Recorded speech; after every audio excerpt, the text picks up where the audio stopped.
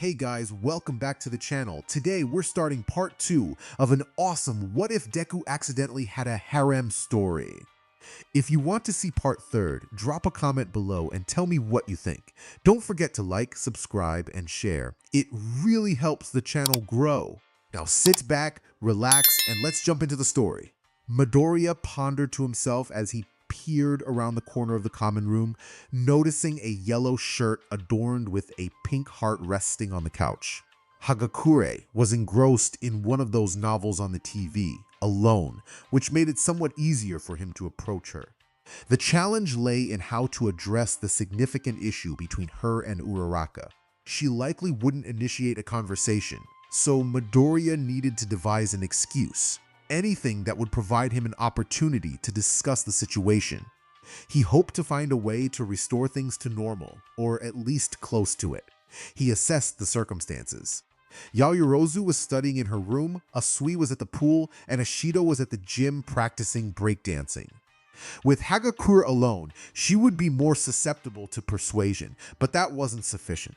He needed some witnesses present when he approached her, ensuring she would feel too embarrassed to refuse or flee. It was a bit cruel, but necessary. Just then, Kirishima, Tokiyami, Kaminari, and Sero entered through the main door, chatting about various topics. This was Midoriya's opportunity. He quickly walked over to the couch and gently tapped Hagakure's shoulder, causing her to turn around with a startled jump and a small squeal. Midoriya greeted her nervously, asking if she was busy and if she could assist him with a new training idea he had.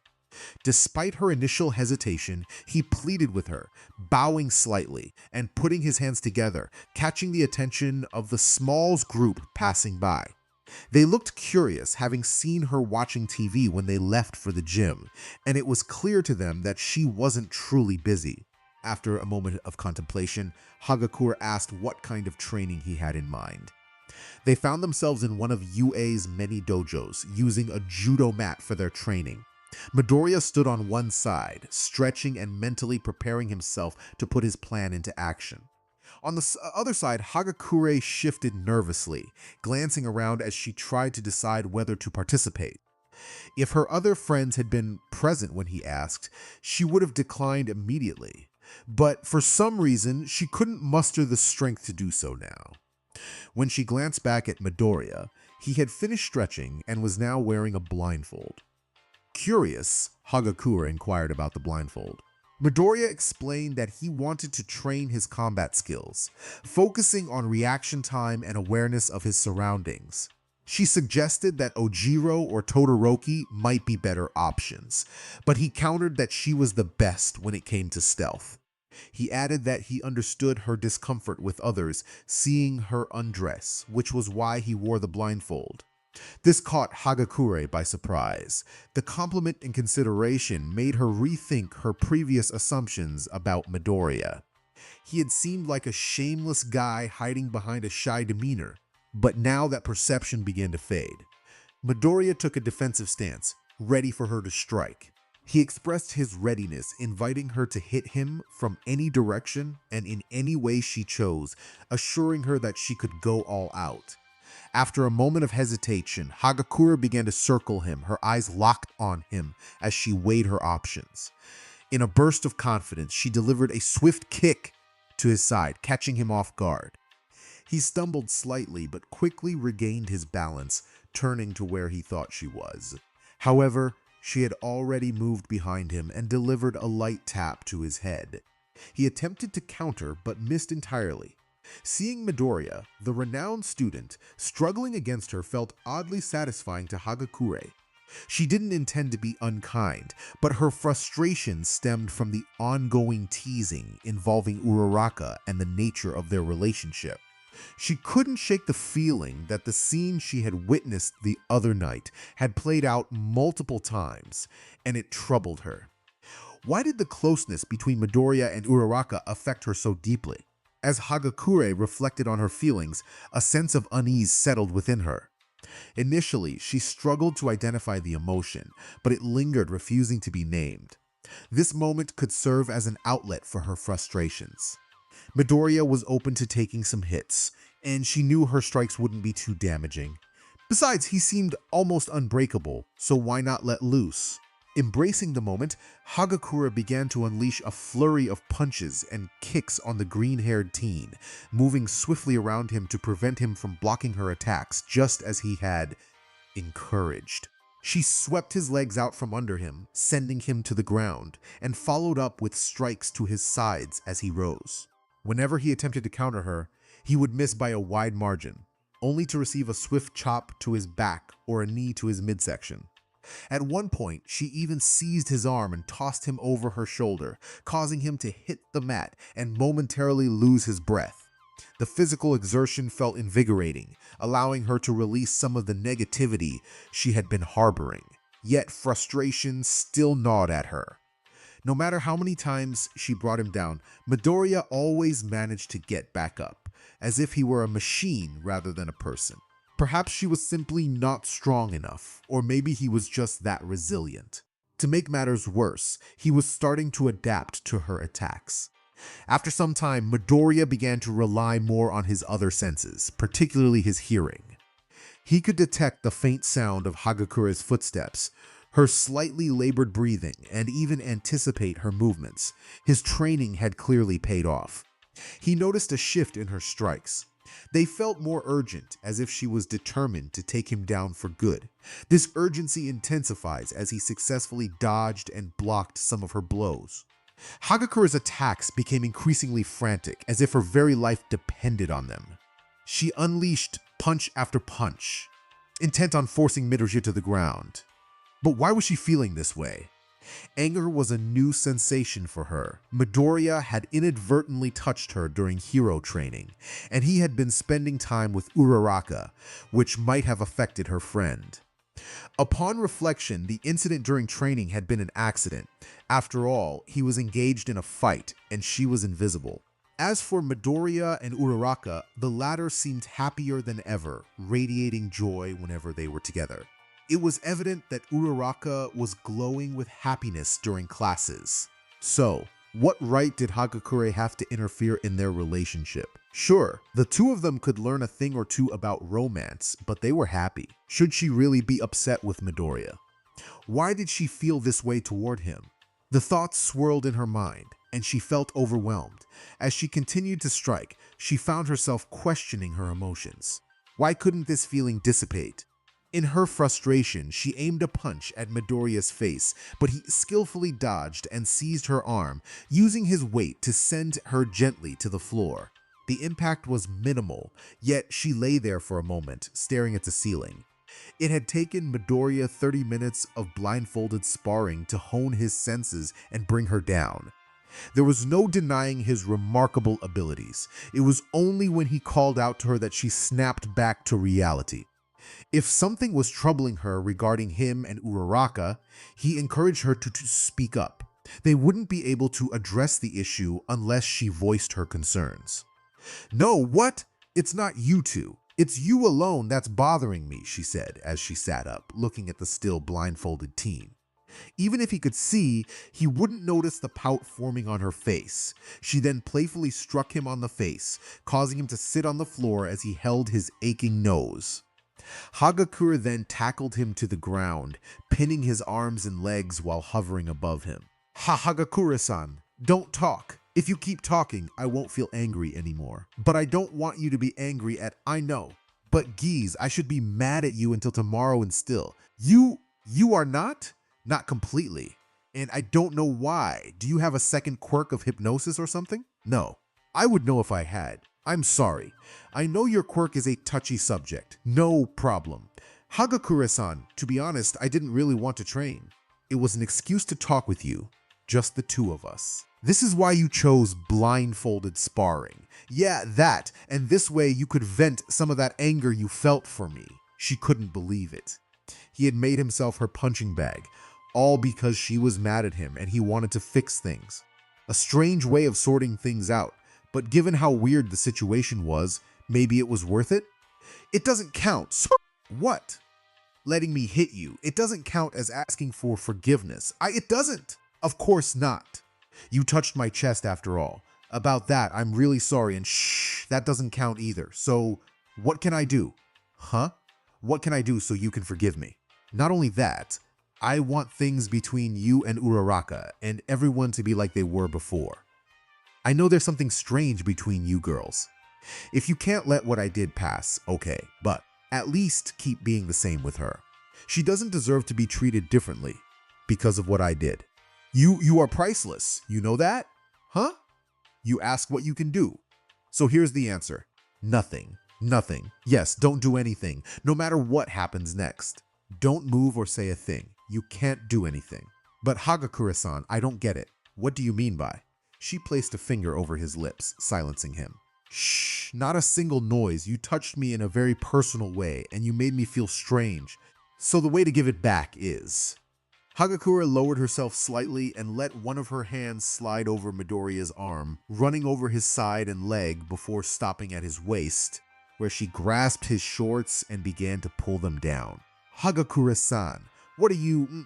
Don't talk, remember, I'm also nervous here. I've never done this before.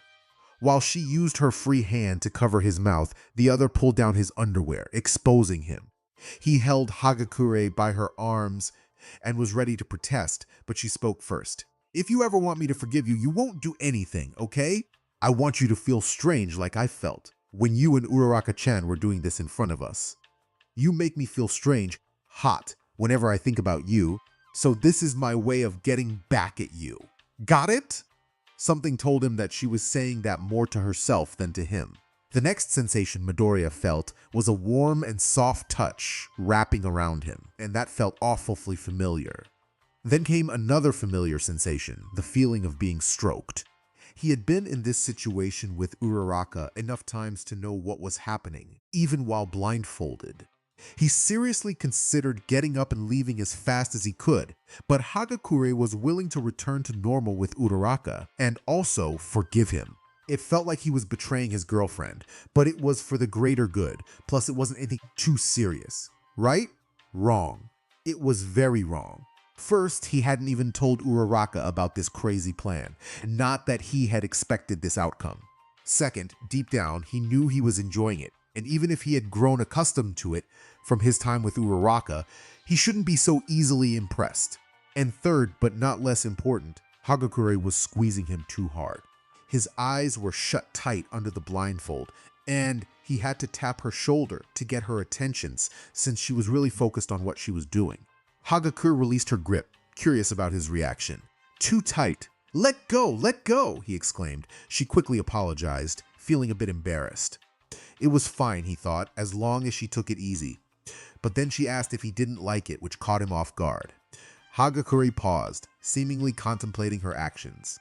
Midoriya imagined her expression, perhaps a thoughtful frown or a blank stare. Lost in his thoughts, he was startled when Hagakure suddenly leaned in and kissed him, surprising him completely. She held his face gently, keeping him still as she kissed him deeply. They stayed like that for a long moment until she finally pulled away to catch her breath. Midoriya was bewildered by her boldness. He felt a mix of confusion and surprise, unsure of how to react. Hagakure lowered herself closer, her focus shifting as she examined him with curiosity. She wondered how her friend Uraraka had managed to do this. If Uraraka could, then surely she could too. Midoriya was grateful for the blindfold. Even though she was invisible, the sight of her floating clothes in that position would have been overwhelming. He wanted to avoid any distractions, but the warmth near him hinted that it was too late. He had never anticipated this scenario, yet here he was, alone with Hagakure, grappling with his thoughts. He felt torn between wanting to leave and the urge to stay, especially since he wanted to help mend the friendship between Uraraka, Hagakure, and the others. As Hagakure explored, she found herself intrigued by the experience.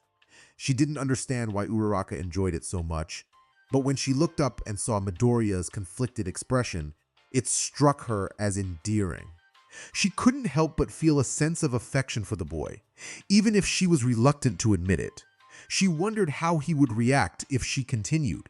With a determined mindset, she decided to push her boundaries. To her surprise, she found it easier than she expected, recalling how Uraraka had done it before. It seemed practice made a difference.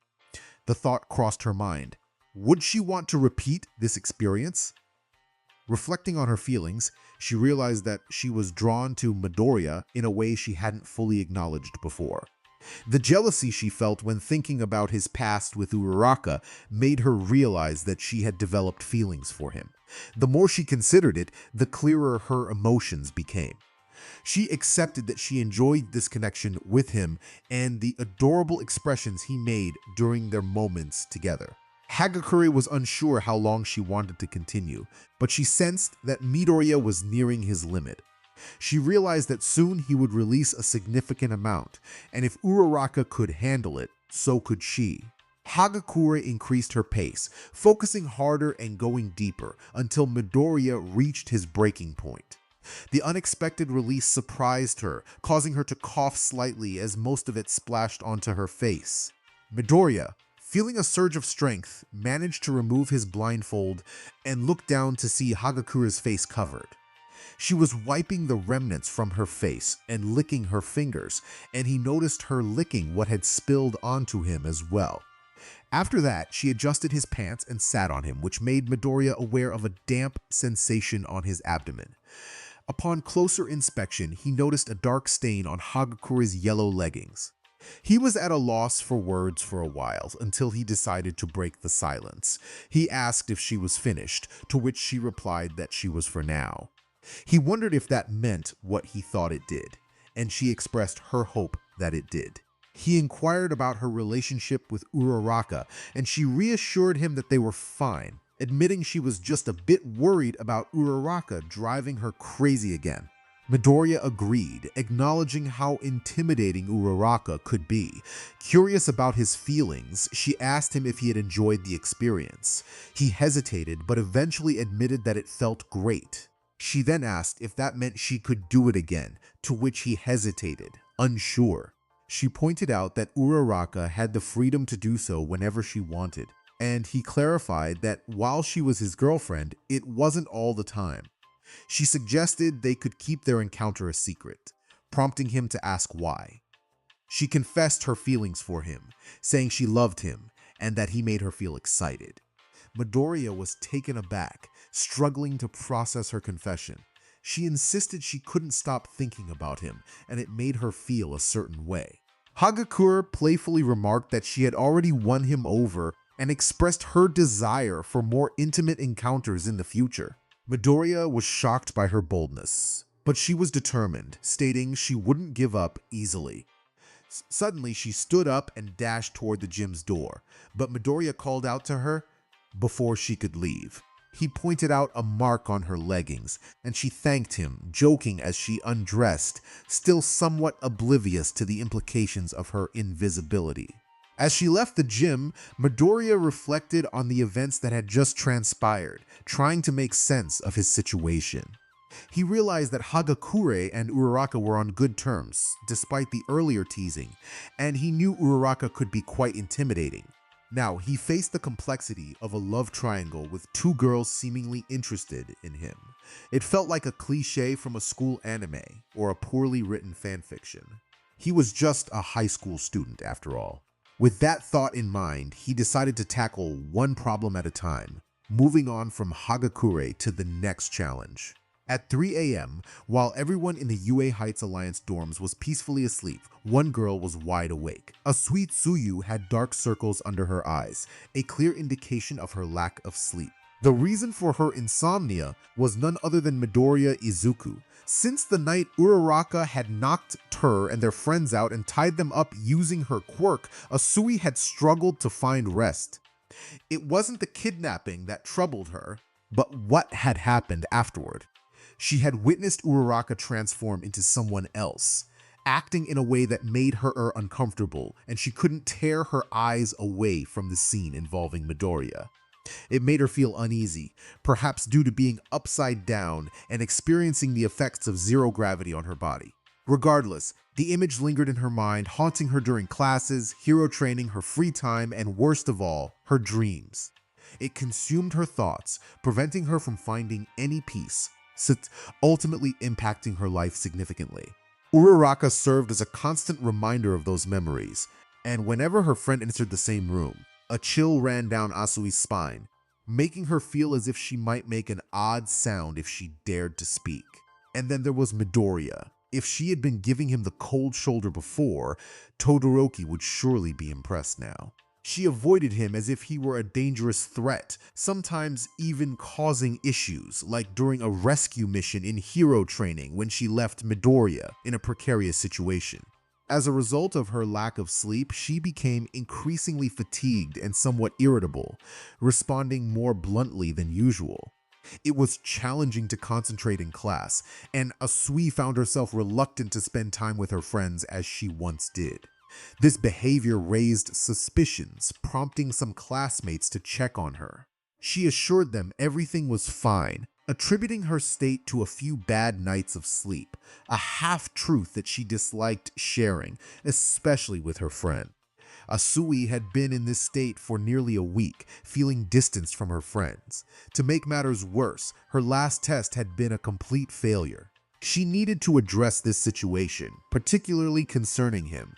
Meanwhile, Midoriya was also contemplating how to approach his amphibious friend. He sat on the couch in the common room, lost in thought. It was already 9 p.m. the following day, and he still had no idea how to proceed.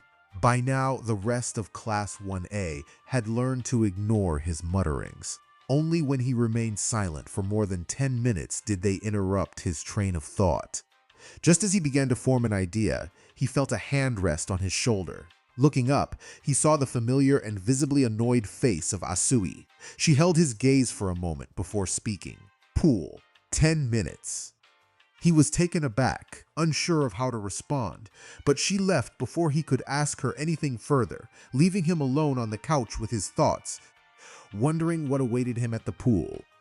Asui was usually transparent about her opinions, but when it came to her feelings, Midoriya found it difficult to decipher her emotions. The only time he was certain of her feelings was during that special class when she had been quite upset. Nevertheless, he slipped out of the dorms unnoticed and made his way to the pool just in time.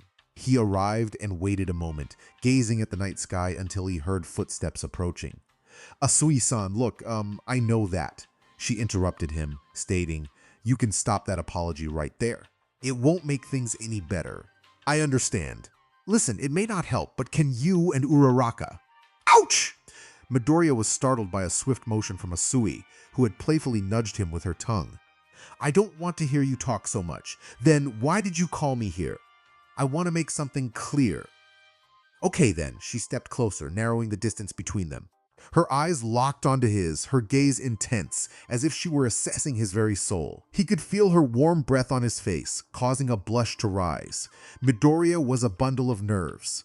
She remained still, staring at him, prompting him to focus on anything to distract himself. There was a sweet scent in the air, likely from the vanilla shampoo Asui used.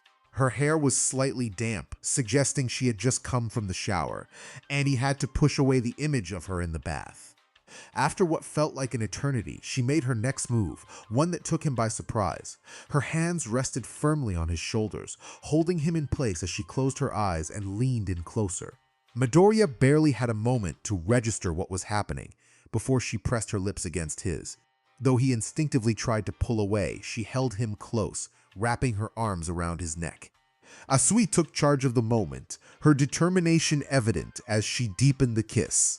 They stumbled slightly, landing on the ground with Midoriya beneath her, but she maintained the connection until she sensed he needed to breathe.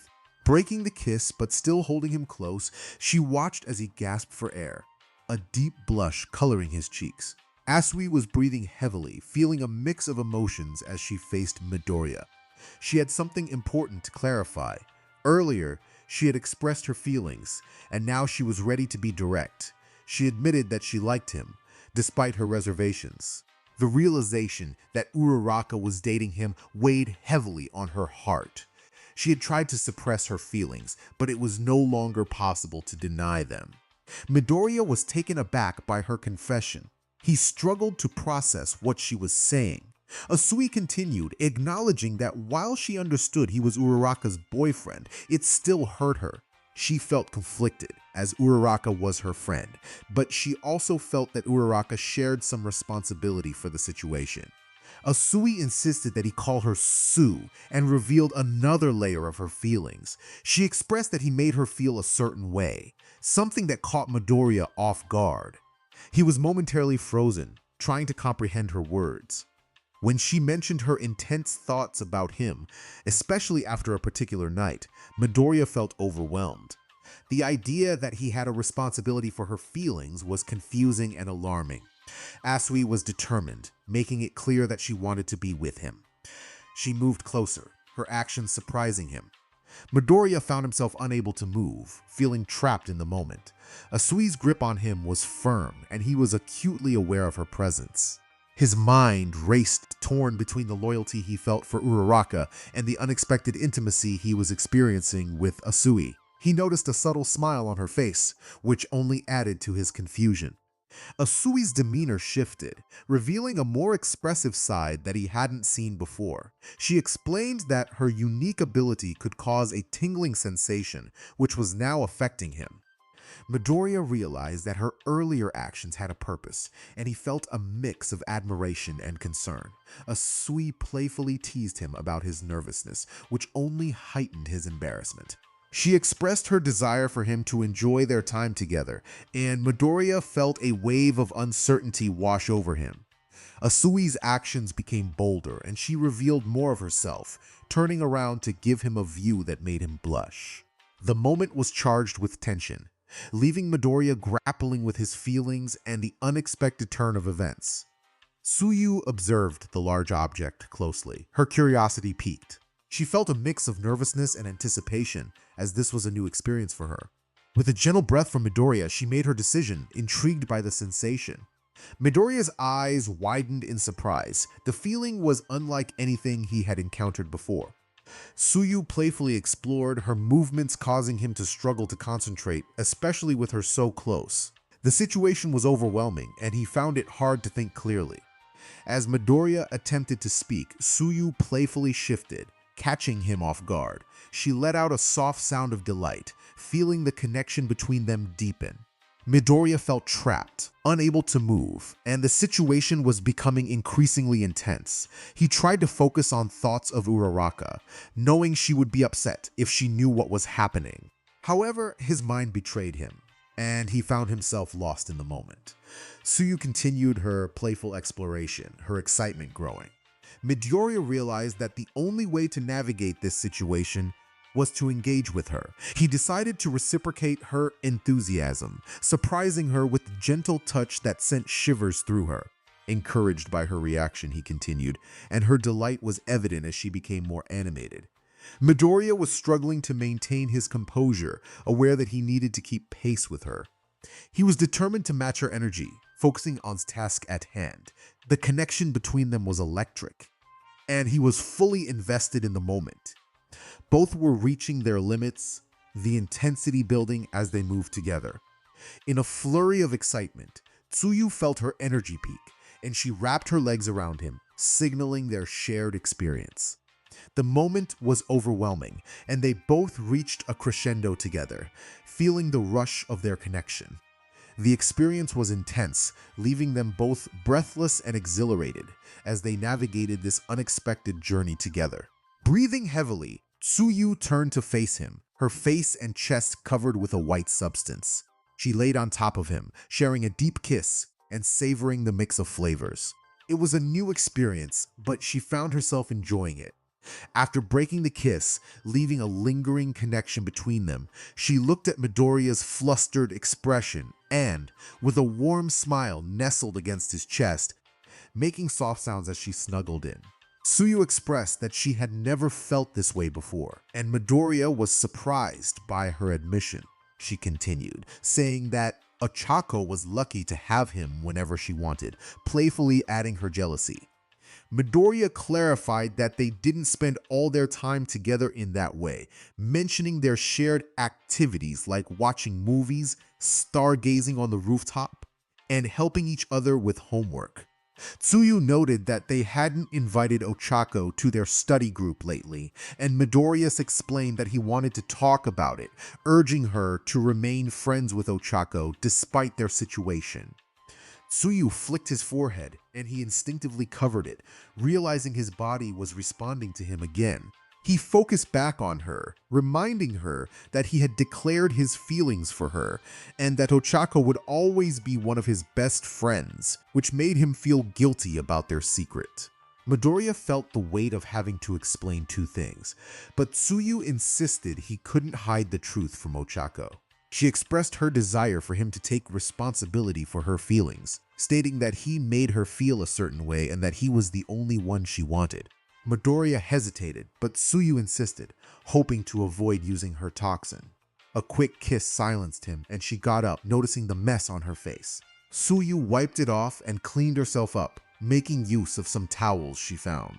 After saying goodnight to Midoriya, she headed back to the dorms, leaving him by the pool, still lying on the ground. Midoriya gazed up at the clear night sky, trying to comprehend how he ended up in this situation. Even after what happened with Hagakure, he never imagined things would escalate with Tsuyu. He recalled Hagakure mentioning her intention to repeat their previous training, which caused him a moment of panic. New challenges aside, he had managed to mend things with Uraraka, but he wondered how his conversations with Jiro, Ashido, and Yaoyorozu would unfold. He couldn't envision them engaging in the same way as Tsuyu or Hagakure.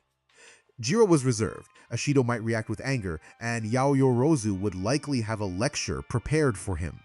With a tired sigh, Midoriya stood up and followed Tsuyu's example, using towels to clean the remnants of the mess on his shirt and the floor. He knew he needed to leave no traces behind.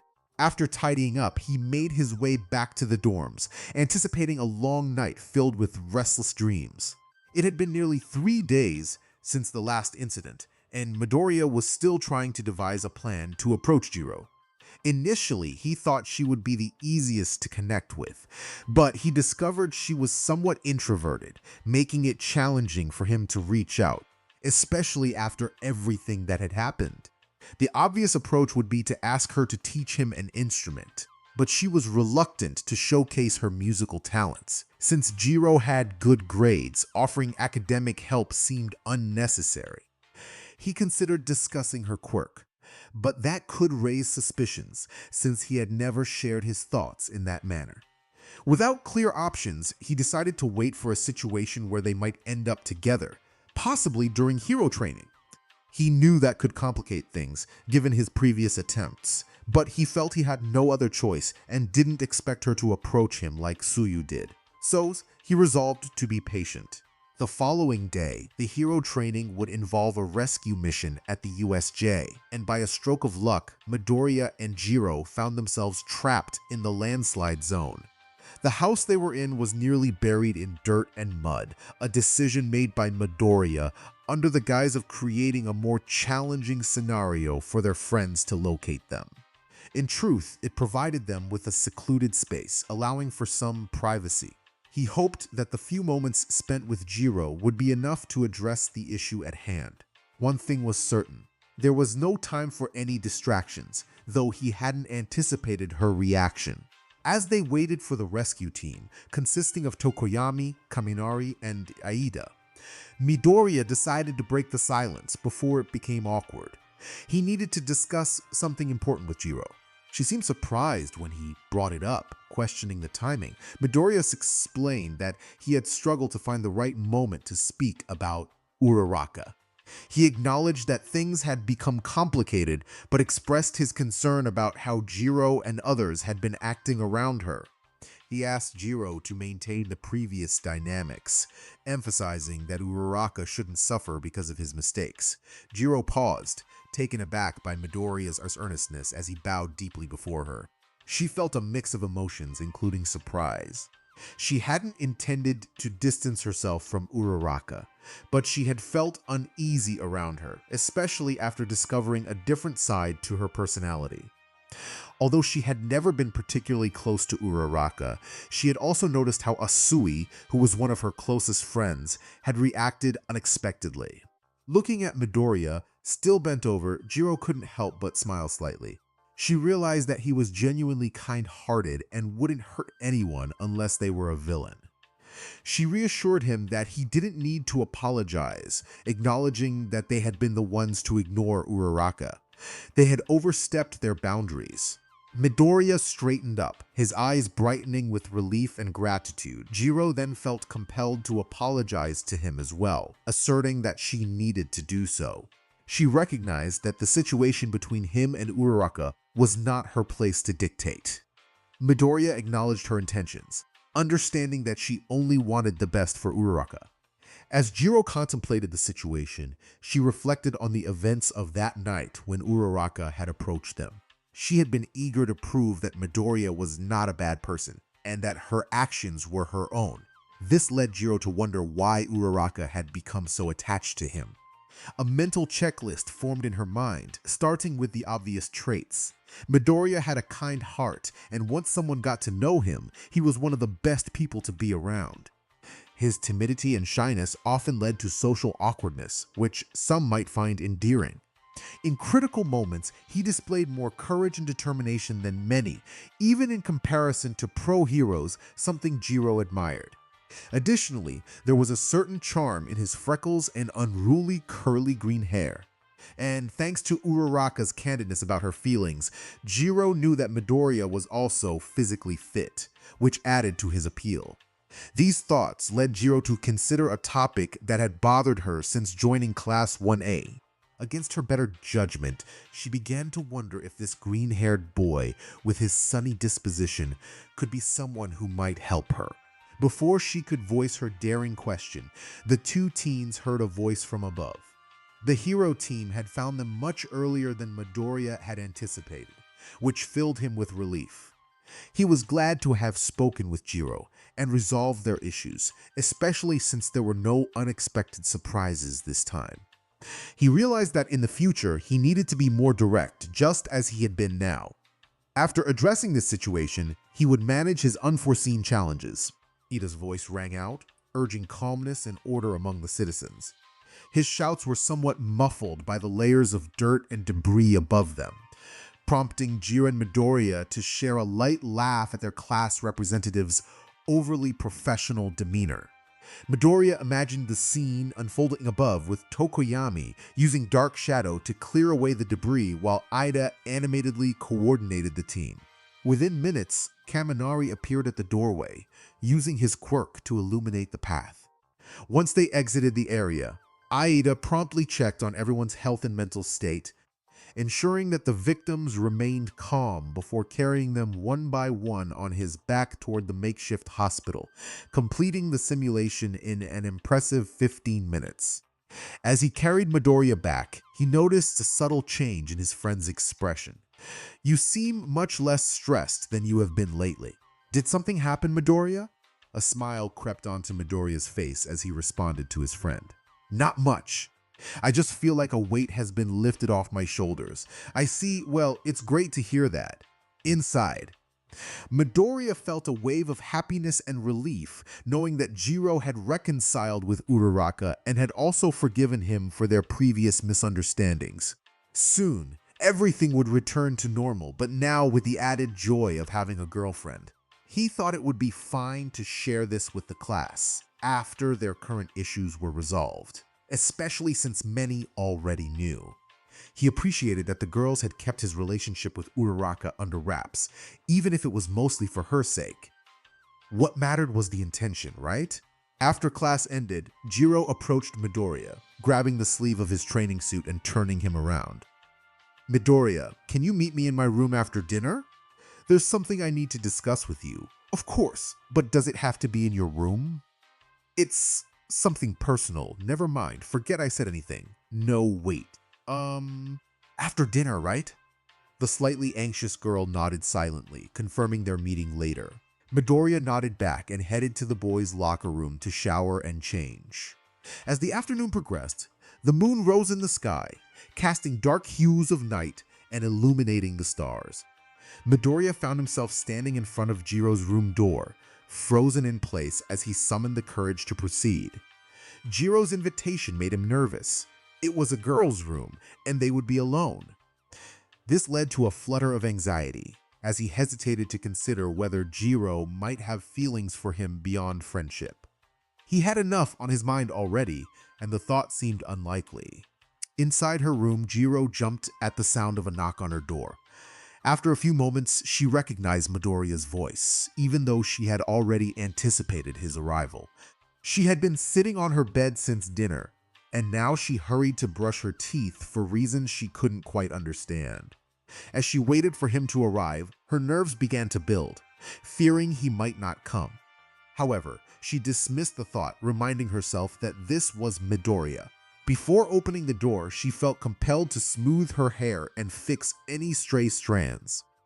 Her hand trembled slightly as she grasped the doorknob, but she steadied herself and put on her best composed expression as she opened the door, revealing a visibly tense Midoriya. She welcomed him inside and shut the door, taking a moment to glance down the corridor to ensure there were no witnesses. Turning back to Midoriya, who stood nervously in the middle of her room, she noticed how intently he was studying the carpet and curtains. Jiro approached him and placed a hand on his shoulder, causing him to jump slightly. She guided him to sit beside her on the bed.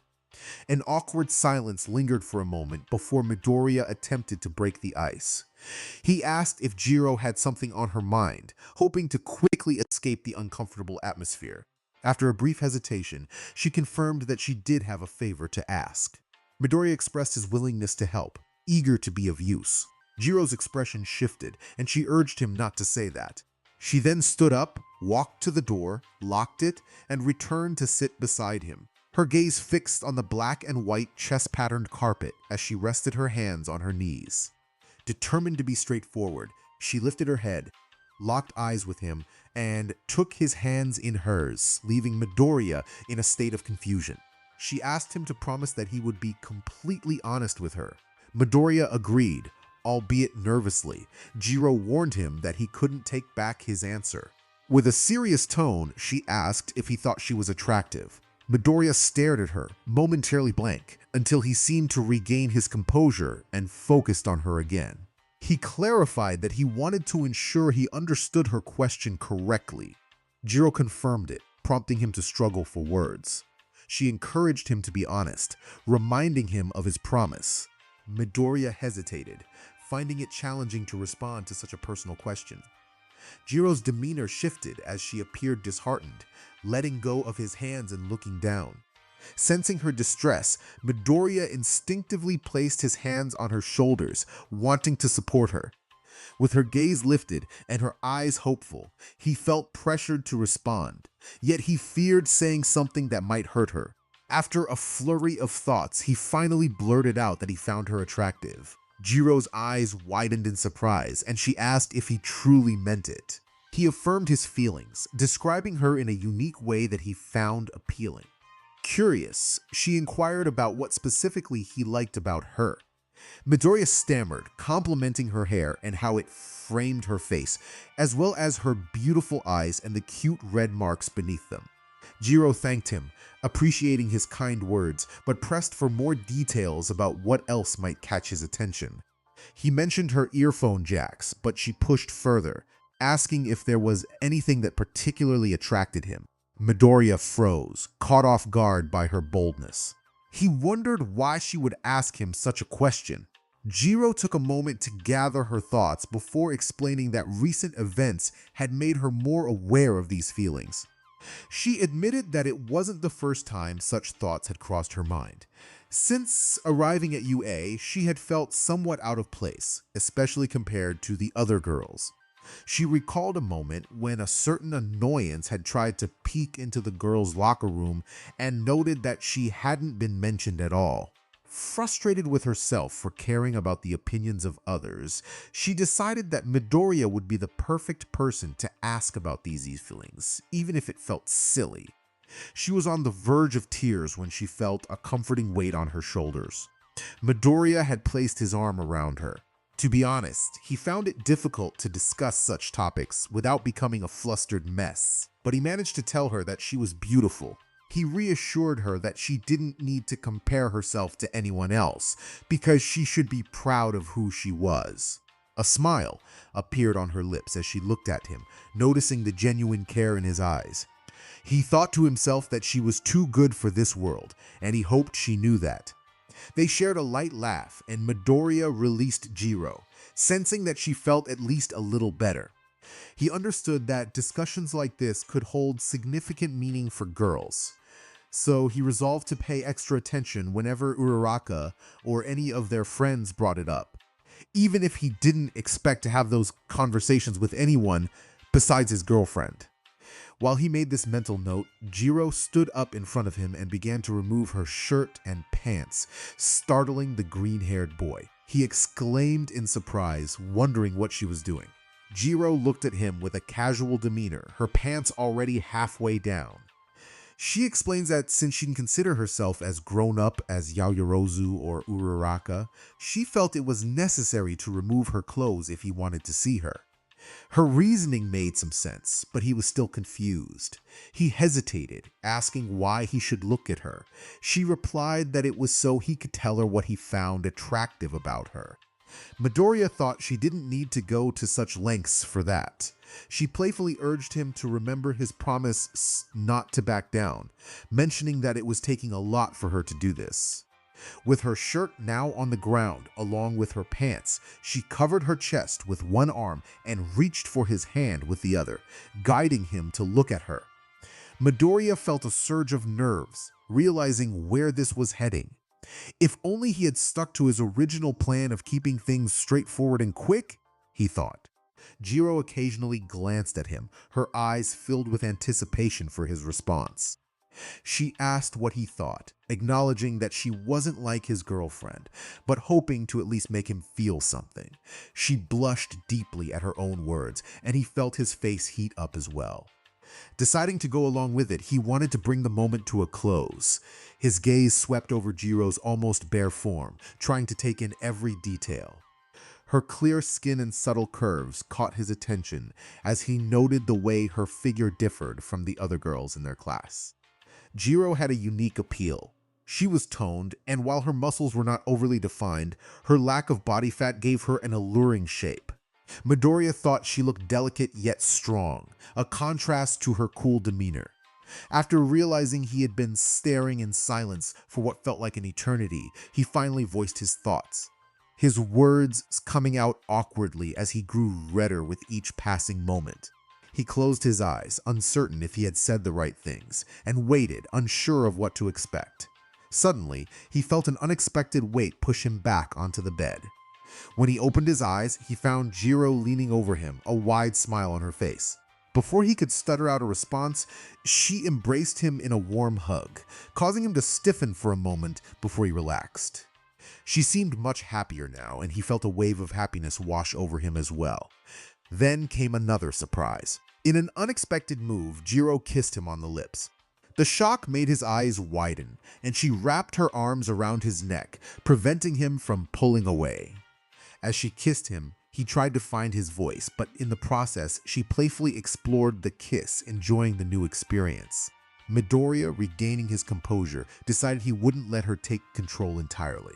He deepened the kiss, engaging in a gentle struggle for dominance, but it backfired when Jiro let out a soft sound of surprise, causing him to pull back, leaving them both breathless and staring at each other, their hearts racing. Jiro felt a rush of emotions as she approached Midoriya, her heart racing. She knew it was unusual, but the happiness she felt was overwhelming. Midoriya, caught off guard, reminded her that he was in a relationship with Uraraka. Jiro hesitated, but there was something else she wanted to discuss. She took a deep breath and expressed her curiosity about experiencing what he shared with Uraraka. Midoriya was taken aback, unsure how to respond. Jiro continued, pleading for a chance to explore this connection, even if just for one night. She assured him that her room was soundproof, allowing them privacy. Despite her assurances, Midoriya felt conflicted, emphasizing that such moments were meant for someone special. Jiro playfully countered, claiming that she liked him just as much. Midoriya was shocked. having thought she had feelings for Kaminari instead. Jiro quickly dismissed that notion, explaining that teasing Kaminari was simply fun for her. As the conversation shifted, Jiro leaned closer, her breath warm against his face. She asked if she could be his girlfriend, and before he could respond, she kissed him again. Midoriya felt trapped yet intrigued, caught in the moment as Jiro held him down, her excitement palpable. She marveled at the power she felt, holding the great Midoriya Izuku in place. Jiro's heart raced as she realized the effect she had on him, feeling a mix of pride and desire. Using her earphones skillfully, Jiro removed Midoriya's shirt, admiring his toned physique. She traced her fingers across his muscles, eliciting shivers from him, which only fueled her confidence. She couldn't help but feel a twinge of envy for Uraraka, knowing she had such a devoted boyfriend. Next, Jiro moved to his pants, revealing more of Midoriya's reaction. Gaining courage, she explored further, teasing him playfully. She was surprised by his response, her sultry smile reflecting her excitement. Midoriya urged her to stop, concerned about where things were heading. Jiro, undeterred, insisted they were already close and playfully suggested calling him by his first name. Midoriya hesitated, explaining that only a few people used it. Jiro decided to stick with his nickname, teasing him further. She acknowledged that what they were doing felt wrong, but her playful demeanor suggested otherwise. As she continued to explore, Midoriya was taken aback by her boldness. Jiro playfully warned him not to move, her confidence growing. She took her time, experimenting with what she had seen before, feeling both strange and exhilarated. Midoriya found himself caught in the moment, struggling to maintain control as Jiro's playful teasing escalated. The tension between them was undeniable, leaving both of them questioning how they had arrived at this point. Kyoka managed to bring him to the brink, barely holding back. Midoriya couldn't tell if she was aware of what was about to happen, so he felt compelled to warn her before it was too late. Kyoka increased the pace of her movements, her gaze fixed on his face, enchanted by the expressions Midoriya was making. She recalled that she needed to clean up afterward, just as Uraraka had done. With determination, she leaned in closer, fully committed to the moment. She felt a surge of energy from him, and soon enough, he reached his peak. The unexpected intensity caught her off guard, leading to a bit of a struggle as she tried to manage the situation. After regaining her composure, Kyoka looked at the green-haired teen sprawled on her bed, his arms outstretched and his chest rising and falling as he caught his breath. Midoriya felt defeated. Kyoka had gotten what she wanted, and once again he found himself unable to stop her from having her way. Fortunately, he reminded himself that this was just for tonight. His thoughts were interrupted by the sensation of movement on the bed as Kyoka crawled back on top of him. She hovered above him, her eyes locked onto his. "So, I made you reach your peak. Can I get my reward now?" she teased. He was confused, unsure of what she meant. "Isn't that how it goes? She does something for you, and then you return the favor." As he tried to clarify, she continued, "You're not being fair at all, Deku. Didn't you say you would help me out? I feel so hot right now." With that, she unclipped her bra and tossed it aside, along with her panties. "So you want me to do what I do with Uraraka? Is that it?" he asked, still processing the situation. "Well, you can always surprise me," she replied with a playful grin. Then turn around," he suggested. At first, she raised an eyebrow, but understanding dawned on her, and a sultry look crossed her face. Kyoka complied, positioning herself on her hands and knees right above him, playfully wiggling her hips, which made him blush again. Her eager gaze returned to him, waiting for her reward. Midoriya found himself in a familiar predicament, similar to moments he had shared with Hagakure and Asui. He realized he could either go through with it or delay the inevitable. With a deep breath, he pushed aside his lingering thoughts about Uraraka, at least for the moment. Kyoka gasped in surprise when she felt his hands on her, pulling her closer. A thrill ran through her as she felt his warm breath against her. Although she had asked for this, she was uncertain of what to expect, leading to a sharp intake of breath when he made contact, testing her reactions. Midoriya proceeded with what he knew, his movements gentle yet effective, causing Kyoka to respond with soft sounds of pleasure. As he continued, he found ways to heighten her reactions, making her squirm and moan without any attempt to hold back. The sounds echoed in the room, making him wonder about the effectiveness of the soundproofing. He ventured further, letting his other hand explore her, feeling her softness beneath his touch. Though she wasn't as developed as Uraraka or Hagakure, her form was still inviting, and he found himself captivated. As he continued, her reactions grew louder, and he could sense her excitement building. Kyoka was nearly overwhelmed, her voice rising as she expressed her delight. The sounds she made only fueled his own desire, and he couldn't deny the effect it had on him. She began to explore him as well, her enthusiasm evident as she tried to mimic what he had done. In that moment, she was lost in bliss, her focus solely on the sensations he was creating and the connection they shared. Every touch sent shivers through her, and she felt herself teetering on the edge of something new and exhilarating. As the intensity built within her, she found herself unable to maintain her composure, pulling away momentarily to catch her breath. Kyoka felt a rush of emotions as she instinctively leaned closer to Midoriya, feeling overwhelmed by the moment. She collapsed onto him, breathing heavily, completely lost in the intensity of her feelings. With determination, she focused on him, summoning the strength to lift herself slightly, wanting to connect with him in a way that felt right. As she moved, she felt a surge of excitement, pushing both of them to their limits. Midoriya was caught off guard by the intensity of the moment, feeling a wave of emotions wash over him. He realized he was reaching a critical point, and he expressed his feelings, hoping Kyoka would understand the depth of what was happening between them. Kyoka was determined to make the moment memorable, and she embraced the connection they shared. Afterward, she sat on his lap, exploring his toned physique with her hands, admiring the results of his hard work. She felt a sense of awe as she took in the sight of him, allowing herself to sink into the warmth of his presence. In that moment, she felt a profound sense of love for this remarkable boy who was so close to her. Despite knowing that Midoriya was committed to Uraraka, she felt a sense of happiness at having shared this moment with him, feeling as though she could compete for his attention. As she gazed at him, she confessed her feelings, expressing her love sincerely. Midoriya was taken aback, realizing the weight of her words and the significance they held. He pondered how she could be so sure of her feelings after such a brief encounter, yet he found himself captivated by her charm. Kyoka explained that getting to know him had changed her perspective, and she even joked about how a previous incident had opened her eyes to her feelings. They shared a light moment, but she reassured him that she wouldn't interfere in his relationship with Uraraka, even though she would miss being close to him.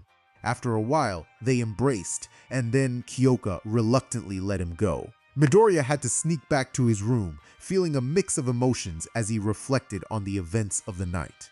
He took a cold shower to clear his mind, but as he lay in bed, he couldn't shake the feeling that he had made a significant mistake. He replayed the events in his mind, trying to understand what had happened. Meanwhile, in another room, Ashido was waking up, feeling flustered and embarrassed by her dreams. She realized she needed to take drastic measures to avoid the recurring dreams that left her feeling unsettled. She reflected on her feelings for Midoriya, unable to deny her attraction to him despite her efforts to stay composed. In class, Midoriya struggled to focus, his mind drifting away from the lesson. He received multiple warnings from Aizawa and concerned inquiries from his classmates, but he brushed them off, unable to shake the thoughts swirling in his head. He was caught in a complicated situation, with Uraraka as his girlfriend, while also grappling with the feelings of others who had confessed their love for him in unexpected ways. Uraraka had also confessed in a similar manner. Midoriya wondered what he had done to deserve such attention. While everyone agreed he was cute, likely due to his shy demeanor, it seemed excessive for 4 girls to be so infatuated with him. Sure, his training had paid off, allowing him to handle One for All effectively, and he certainly fit the description of fit. But that alone didn't seem like enough reason for the girls to be so eager for his affection. He was genuinely happy that Uraraka felt the same way about him, but it was unsettling how quickly the girls were approaching him, seemingly driven by their feelings. Why was it only him? Midoriya believed his friends had many appealing qualities as well. Nonetheless, that was beside the point. Instead of denying the reality of the girl's interest, Midoriya chose to focus on something more pressing, Ashido Mina. This time, he would prepare thoroughly enough to anticipate her lunch choices between spaghetti or chicken. He was determined to avoid any mistakes and hoped to put an end to the chaos surrounding him.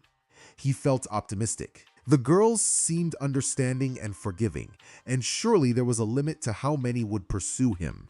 If only he knew. Suddenly, he was jolted back to reality when someone placed a hand on his shoulder and shook him gently. He glanced at the clock and realized he had completely missed the class. It was already time for hero training. He hoped he could catch up with Ida or Uraraka. Actually, Ida was probably the safer option if he wanted to gather notes. The one who had pulled him from his thoughts was none other than Ashido, her expression filled with concern. Noticing that they were the only two left in the classroom, he realized she had waited for him. He shook his head slightly, forced a smile, and stood up. She asked if he was all right, noting how he had zoned out.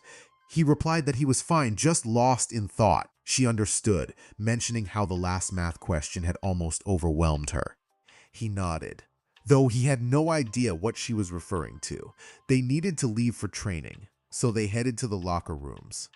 Midoriya decided to initiate some conversation to gauge his rapport with Ashido. He asked why she had been in class alone, as she usually accompanied Hagakure and Asui. She explained that she had forgotten something and returned to find him still there. He thanked her for waiting, appreciating her friendliness. He wondered if she could maintain a cold demeanor for long, given her naturally warm personality. She seemed to make friends with everyone. As hero training commenced, the mission involved a race with obstacles to rescue a victim. Today's victim was Midnight, and Sementos would create a dynamic course with his quirk, requiring the students to adapt quickly. They were divided into 5 teams of 4. The results placed Ida, Sero, Bakugo, Midoriya, and Asui as the top 5 in that order. After Aizawa dismissed them, Midoriya returned to the dorms and retreated to his room, where he spent the afternoon contemplating his approach to Ashido. He meticulously reviewed every detail and possible outcome, striving to perfect his plan. He was so engrossed that he even skipped his daily workouts, which his phone reminded him of with an alarm. Not feeling hungry, he decided to head to the gym since he had no homework that day. As he passed through the common room, he grabbed an apple from a bowl on one of the tables and made his way to the gym with a towel draped over his shoulder. Midoriya felt a deep sense of pride in the work he accomplished under All Might's guidance at the beach. The area had been in disarray before, and he had managed to clean it up almost entirely on his own. He couldn't deny the thrill of using UA's facilities. The gym was filled with a variety of equipment that could keep him engaged for an entire day without repeating any exercise. He recalled that they were in the process of installing a wall treadmill designed for quirks that required adherence. As usual, Midoriya began his training routine. He started with the basics, performing push-ups and jumping jacks to warm up, followed by leg exercises, particularly squats. He then focused on his core, doing sit-ups and abdominal crunches while hanging from a bar. His attention shifted to his chest and arms, the areas he prioritized due to his combat style. Midoriya executed numerous push-ups, sometimes even managing to lift his body vertically. His bench press sessions involved weights that seemed quite heavy for his size, and even the weights for bicep curls appeared disproportionate for a teenager. What stood out was Midoriya's precision. He performed each movement carefully to avoid injury and maximize the effectiveness of his workout. Even his rest periods were meticulously timed. After 2 solid hours at the gym, he concluded his training and made his way to the locker room, finishing off the water bottle he had brought along. Midoriya always felt a sense of accomplishment after his workouts. The burning sensation in his muscles and his heavy breathing were clear indicators of his hard work. Day by day, he noticed slight improvements in his control over his quirk. Bit by bit, he was getting closer to mastering the full extent of his power, aspiring to become the greatest hero in the world, just like his idol and mentor. The thought brought a smile to his face. If someone had told him a year ago that All Might would choose him as his successor, he would have dismissed it as a cruel joke, even though it had always been his dream. He understood that he had a long journey ahead, but rather than discouraging him, it fueled his determination to keep pushing his limits. He pondered about his limits, reflecting on how much had changed in his life. He now had many friends he could rely on, and most importantly, there was someone special who felt the same way about him. The thought of Uraraka reminded him of the plan he had been formulating. He estimated he would be ready to act in just 2 days. He needed to ensure everything went as planned, reviewing his strategy while the cold water refreshed him. He then switched to hot water, not wanting to catch a chill. The warmth enveloped him, washing away the fatigue from his body and mind. For a moment, he set aside worries about the 3 girls who had shown interest in him and the 2 he still needed to talk to. Midoriya even considered letting things unfold naturally, but he knew that could take longer than he anticipated. He sighed, contemplating whether he should approach her directly and skip to the more personal aspects of their relationship. Suddenly, the lights in the locker room went out, catching him off guard. He turned off the hot water and looked around, calling out to see if anyone else was present. "Hello? Is anyone there? Kaminari, this isn't funny." Choosing to dismiss the prank, Midoriya reached for his towel and wrapped it around his waist, making his way to the light switches. He navigated through the corridor of lockers, the steam from the hot water making visibility difficult in the dark. When he reached the door where the switches were located, he ran his hand along the wall to find them but felt something unusual. The switches seemed distorted and stuck together, making it impossible for him to press them. Very funny, guys. I still need to change. Not hearing any response from his classmates, Midoriya let out a frustrated sigh as he reached for the doorknob, only to discover it was missing. Huh? What is this? Upon closer examination, the knob appeared to have melted away, which made him think of Todoroki, though it wasn't typical of him to play pranks. Perhaps Kaminari could have done it, but if he had, he would have been short-circuited by now. He could always have some assistance, though. A faint noise caught Midoriya's attention, putting him on high alert. It couldn't be, could it? He cautiously moved through the lockers, sharpening his senses as he navigated through the thin fog of the hot water. Then he heard the faint sound of footsteps. The atmosphere began to overwhelm him, disrupting his logic. It couldn't be a villain, he was certain of that. But if not, who or what was lurking nearby? A nagging feeling in the back of his mind warned him that he didn't want to find out. Suddenly, a shadow flickered in a corner for a brief moment, causing him to freeze in place. He had to stifle a small squeal, and when he heard the footsteps approaching again, he quickly turned and headed in the opposite direction. It was beyond his control. He stealthily maneuvered around the lockers, trying to evade whatever was coming. After circling 2 rows of lockers, he became convinced it was following him, which sent a wave of panic through him. The footsteps grew closer and faster, prompting him to slip into one of the lockers as quietly as possible. He waited in the darkness, peering through the small slits as the shadow passed by. He had to cover his mouth to suppress a scream, and his heart raced when the shadow returned, stopping right in front of his locker. Midoriya held his breath and pressed his back against the end of the locker. After what felt like an eternity, the shadow moved again, allowing the terrified teen to finally exhale and step out of the locker. Not hearing any sounds, he decided to kick the door open and report the incident to a staff member later. He walked to the bench where he had left his change of clothes, but something felt off. He looked up slowly, fearing that whatever was in front of him would leap at him, and then nothing. Midoriya let out a weary sigh, unaware of the pair of golden orbs floating behind him. A brief light flashed behind him. His heart momentarily stopped before racing at full speed. He jumped forward, nearly activating full cowl by accident and hitting his head on the ceiling. He looked around with wide eyes and a hand on his chest, his breathing uneven and rapid. That's when he noticed what he thought was the shadow from before, now illuminated by the light of a smartphone. Ashido stood there, looking at him with an expressionless face, pointing her phone in his direction. It took Midoriya a few clicks to realize Ashido was taking pictures, and he took a moment to react, covering his already flushed face. "Ashido? What are you doing here? Did you just take a photo of me?" Her response was a simple wow as she examined her phone, seemingly ignoring the flustered boy in front of her. "Ashido, huh?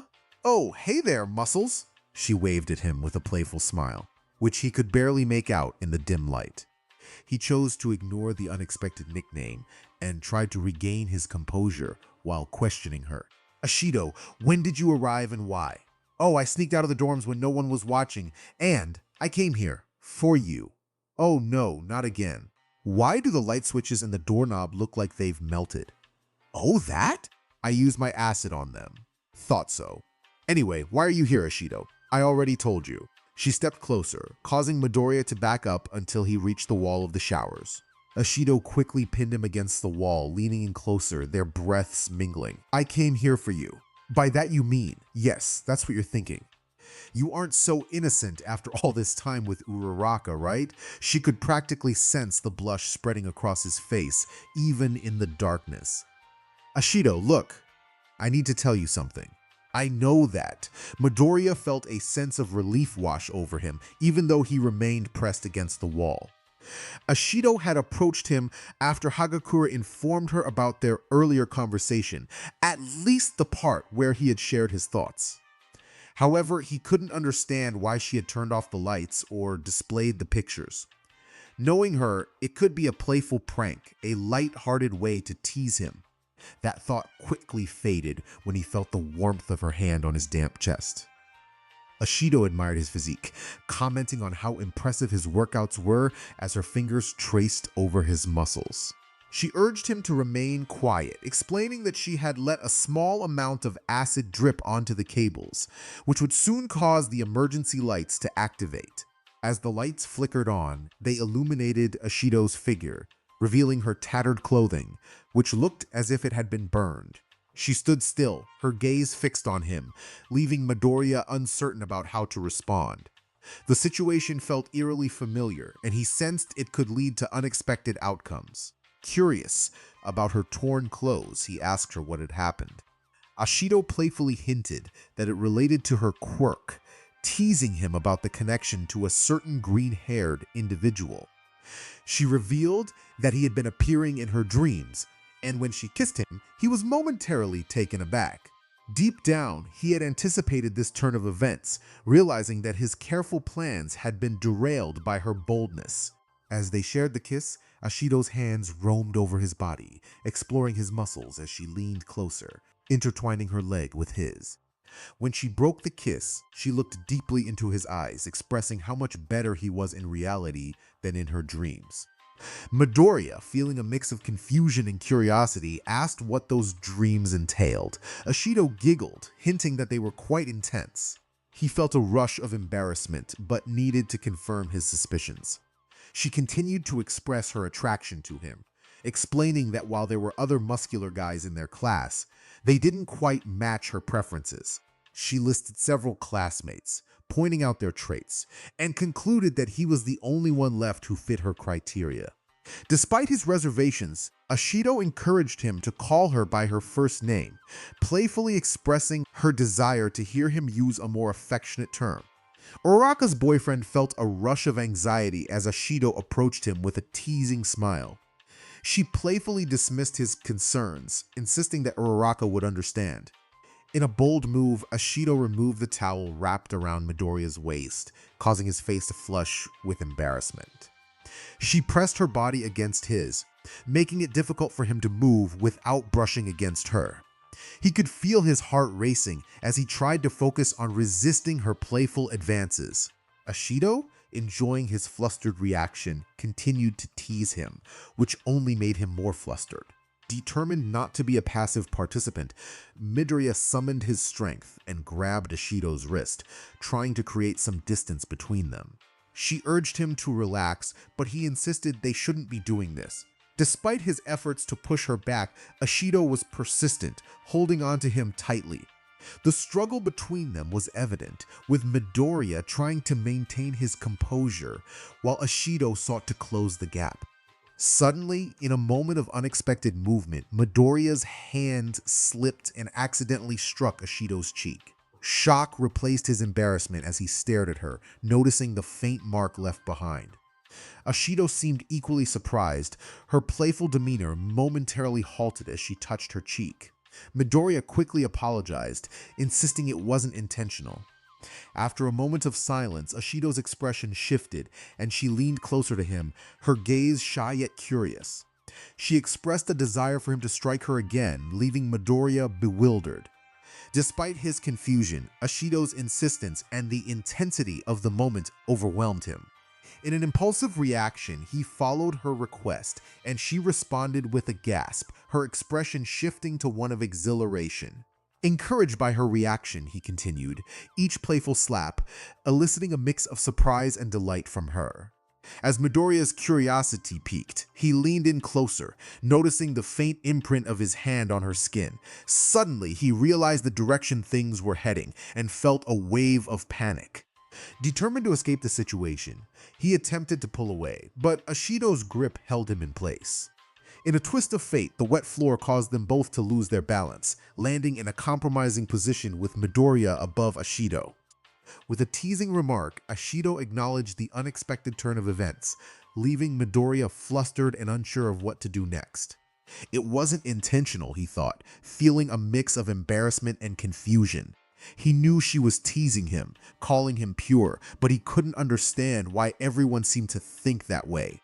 It was as if he was an open book and everyone was reading him. When she mentioned Uraraka, he froze for a moment, unable to hide his surprise.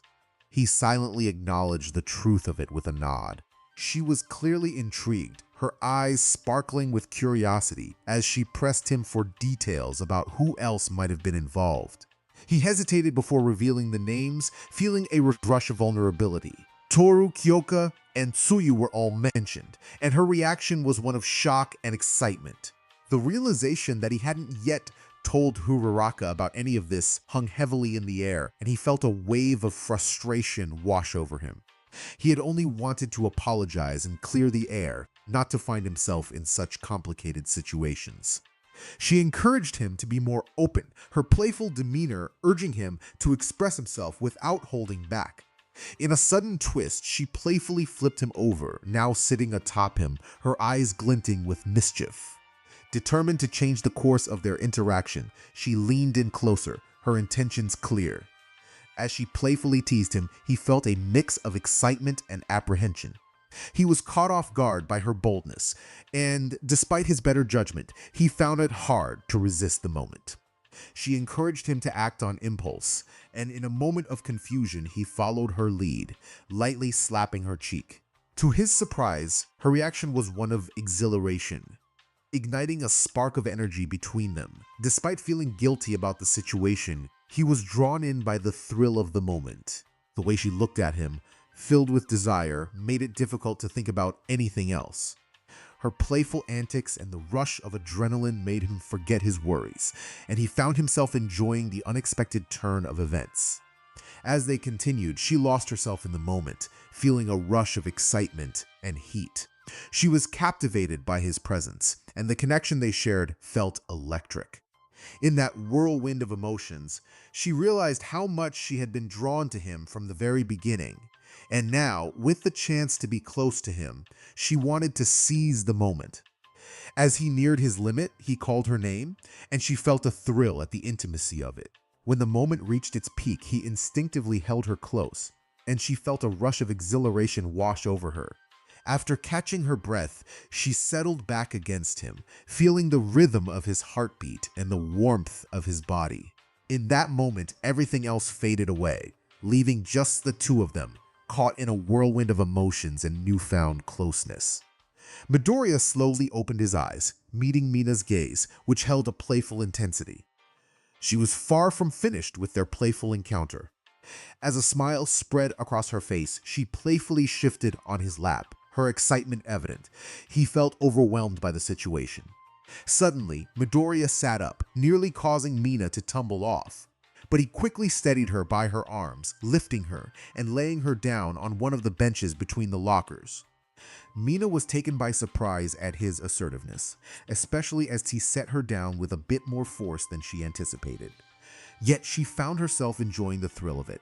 Midoriya leaned over her, his determined gaze locked onto hers as she eagerly awaited his next move. She gasped when he placed his hand on her chest, squeezing gently. Her cheeks flushed and her heart raced. Midoriya then lowered his head, trailing kisses along her neck, which left Mina wide-eyed in astonishment. He continued his exploration, moving to her other side while still holding her close. Mina had never experienced anything like this before. The sensations were driving her wild, and she felt a warmth spreading through her. She attempted to close her legs, but his knee blocked her. Noticing her movements, Midoriya shifted his focus, continuing to tease her while his fingers explored her. Mina gasped, her body responding eagerly to his touch. Her hands found their way to his back, lightly grasping him as she pulled him closer, her excitement building.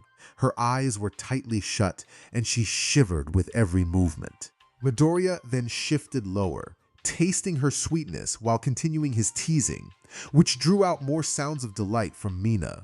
He deepened his exploration, and she responded with enthusiasm, her body arching as she lost herself in the moment.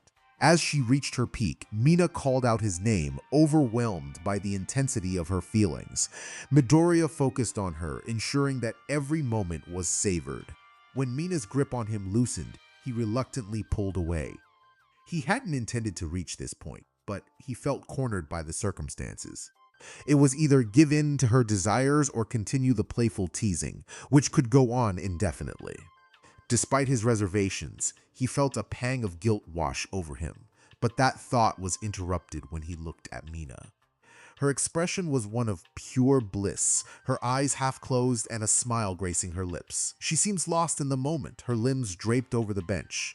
For a brief second, he worried that he might have overwhelmed her had he gone too far. But then she stirred, dispelling his concerns and allowing him to breathe a sigh of relief. Trying to maintain his composure, he offered her a hand to help her sit up, still feeling the effects of their playful escapade. As her focus returned, she wrapped her arms around his waist, making him instinctively try to create some distance, but it was futile. "Mina, you need to let go," he urged. "No, I don't want to," she replied playfully. "Mina, I have to return to the dorms." "You should too, but then we won't get to have fun again." The main idea was clear, and he reminded her that he still had a girlfriend. She released her grip on him, crossing her arms and pouting slightly, her cheeks puffed up in frustration. It felt unfair to her that Uraraka had him all to herself. Being in a relationship came with certain realities, he explained. But she felt it was just luck that Uraraka had captured his attention since the entrance exams. She believed that if she had tried, she could have won his affection too. He questioned her intentions, wondering if she was planning to take him from Uraraka. She quickly dismissed the idea, insisting she was not that kind of person. Uraraka was one of her best friends, and she would never try to take him away from her. She looked at him, noting his impressive physique, and teased him about whether he had thought of Uraraka at least once during their past interactions. He hesitated, unsure of how to respond. She continued, acknowledging that they seemed perfect for each other, admitting her jealousy that Uraraka had found someone before her, especially someone like him. He was at a loss for words, and she playfully suggested that perhaps he could express his feelings for her. He found that too much to ask. She laughed lightly, playfully punching him in the abs before standing with her hands on her hips. She declared that it didn't stop her from saying she loved him, which made him blush and caused her to giggle. She complimented him, calling him cute, and then suggested they should take a shower. mentioning there might be spare training clothes available. She teased him about the idea of showering together, but he clarified that they would go their separate ways. He pointed toward the showers, guiding her toward the door. Mina playfully resisted, worried about being seen, and he reassured her that it was just a short distance to the girls' locker room. After a moment of consideration, he turned her around and placed his hands on her shoulders, looking into her eyes. He agreed they needed to hurry to avoid raising any suspicions among their classmates. As they moved toward the showers, Mina playfully circled her finger on his chest, urging him to hurry. Although he kept a distance, she moved closer, surprising him with a playful slap on the backside. When he turned to respond, she hopped into the shower beside him, standing close as the water washed over us. He remarked on her boldness, to which she simply replied that it was just her nature. After their shower and changing into spare training clothes, they stealthily made their way back to the dorms, careful not to be seen by others. Midoriya felt a sense of relief as he changed into his normal clothes and collapsed onto his bed. He realized he needed to address the situation with Yaoyorozu and the other girls, hoping to resolve things quickly. He questioned whether Yaoyorozu would pursue him, considering her background. He recalled her earlier threats, understanding her shock at the situation they had found themselves in. Still, he had a nagging feeling that more surprises awaited him, leading him to contemplate a more impulsive approach. He worried about how to explain everything to Uraraka, imagining her reaction. He reassured himself that she was not a monster and that they could talk things through like reasonable people. Ultimately, he hoped that navigating these challenges could even strengthen their relationship. He had remained loyal to her despite the temptations he faced, and he hoped that would count for something.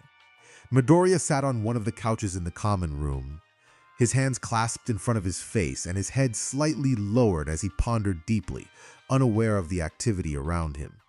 A floating yellow shirt and blue shorts approached him, stopping behind the couch. The mumbling teen's thoughts were interrupted when he felt something cover his eyes, though he could still see normally. Hagakure playfully asked him to guess who it was, and he recognized her voice. She seemed surprised that he had figured it out despite his distraction. As she removed her hands, Midoriya felt her land beside him, likely having jumped over the couch. She wrapped her arms around his neck, resting her head on his shoulder. Though a hint of color rose to his cheeks, he didn't react strongly to the closeness. Perhaps he was becoming more accustomed to it. Hagakure inquired if she could call him by his first name, expressing her hope that it wouldn't bother him. Midoriya quickly assured her that it was perfectly fine. She pulled him closer, and he could almost sense her smile. She then asked if he was free that night, to which he hesitantly replied that he might be. Hagakure then made a bold suggestion, whispering something that caught him off guard. Midoriya's surprise was as evident, and he tried to redirect the conversation, insisting that such topics were inappropriate.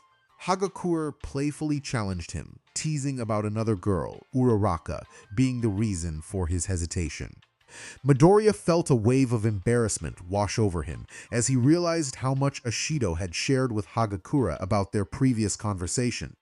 The atmosphere shifted when Ashido entered the room, her vibrant energy instantly filling the space. She approached Midoriya, playfully leaning in and teasing him about being overly formal. Midoriya's nervous smile indicated that he was aware of the potential chaos that could unfold. Ashido explained that she had been out shopping, but upon seeing him, suggested they have some fun together. Hagakure quickly interjected, reminding Ashido that she had been there first. The playful banter continued, with both girls vying for Midoriya's attention, oblivious to his embarrassment. Midoriya felt overwhelmed as the two girls discussed their intentions in front of him. They exchanged glances, shrugging off his discomfort. Ashido then challenged him, suggesting that if Uraraka were to ask, he would not hesitate, which only intensified his flustered state. Mina dramatically lamented the situation, expressing her frustration at being unable to enjoy Midoriya's company due to his commitment to Uraraka. Hagakure, with a sly grin, teased the idea of sharing, suggesting that he could handle more than one of them, which left Midoriya speechless. The playful tension in the room continued to build as the girls engaged in light-hearted banter, leaving Midoriya caught in the middle of their teasing and playful rivalry. Everyone? Who else did he have? That's it! I'm calling Kyoka and Sue. Toru, could you please hold him? Oh, them too! Toru replied, already attempting to climb on top of the panicking teen. Hey, who's calling me in for what? Huh? Deku! Kyoka entered through the door, her gaze landing on the green-haired boy with a set of floating clothes above him and Mina reaching for her phone. Speaking of the devil, Kyoka, come on. We're going to have some fun. We? We are! No, we are not. Toru, let go of me. Hello, Tsu-chan? Oh yeah, I'm doing fine. Are you busy? You're at the pool? Oh, we just ran into Midoriya and thought about having some fun. No need to stutter. He got me too. Yeah, practically everyone, in fact. If you don't mind sharing... Oh, you're coming right now. Okay, just give me a sec. Hey guys, do you know a good place to go and, hang out? My room is soundproof. If we move some things around, there's plenty of space. Kyoka-chan, are you sure about that? I don't like to brag, but we had a good time right after dinner. And I may have been a bit loud, the purple-haired girl said, scratching her cheek and looking away with a slight blush. Okay, you heard her, Tsu. Don't be late. With that, Mina ended the call and turned her attention to the paralyzed teen on the couch, still pinned down by Toru, her eyes gleaming with excitement. Not just hers, but Kyoka's as well, and Toru was likely just as eager. Well then, muscles. Shall we get started? She said with a playful giggle.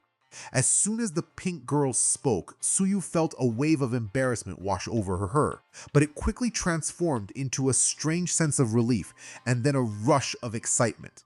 Without wasting any time, she climbed out of the pool, jumping from the floating bed and swiftly swimming to the edge. She barely dried herself and didn't even bother to change out of her bikini, knowing she wouldn't be needing clothes. The thought of sharing the green-haired teen among them all felt overwhelming at first, but upon reflection, it seemed like a great opportunity to enjoy Midoriya's company. She rushed to the dorms and arrived just in time to see Mina, Toru, and Kyoka dragging him upstairs, the boy struggling against them in a desperate attempt to break free. Amidst the chaos, Mina spotted the frog girl and called for her assistance. Tsu! Glad you showed up. We need an extra pair of hands here. She quickly positioned herself behind Midoriya, who was bracing himself against the wall near the stairs, and in a playful move began to tickle him.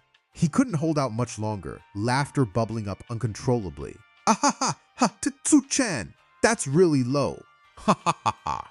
With that opening, the group of girls swiftly reacted, each grabbing him by his arms and legs, lifting him effortlessly, and carrying him to Kyoka's room. He squirmed, trying to escape, but they continued to tickle him. Through laughter and tears, he's caught sight of Kyoka's door, his eyes widening in panic. Wait up, girls! Time! Pause! We can't do something like that. Nonsense. Of course we can. I trust you can handle us pretty well, Ribbit. It's not like you've never done this before, anyway. Kyoka-chan, did you know I'm the only one Izuku hasn't shared a moment with? No kidding. I know, right? What is happening here? The group of girls halted in front of Kyoka's room, slowly turning their heads to see the last person they wanted to encounter. The brunette wore a confused expression, her head tilted as she tried to comprehend the scene before her, her friends carrying her boyfriend as if he were a prize. Oh, Chako-chan! Suddenly, they all wore wide smiles and released Midoriya as if he were too hot to handle, letting him fall onto his back with a thud. Uraraka ignored their forced smiles and focused on her confusion. Girls, why were you carrying Deku-kun like that? Oh, girl, you don't know what happened. Midoriya here was at the gym and lifted so much weight that he hurt his muscles. He what? Yeah. Mina saw it and called for help so we could bring him here.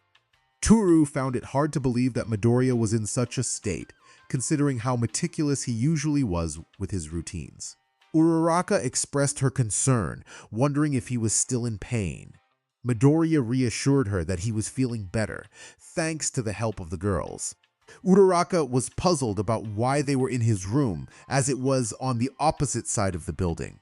They explained that they had thought of seeking assistance for Momo, who was presumably in the library.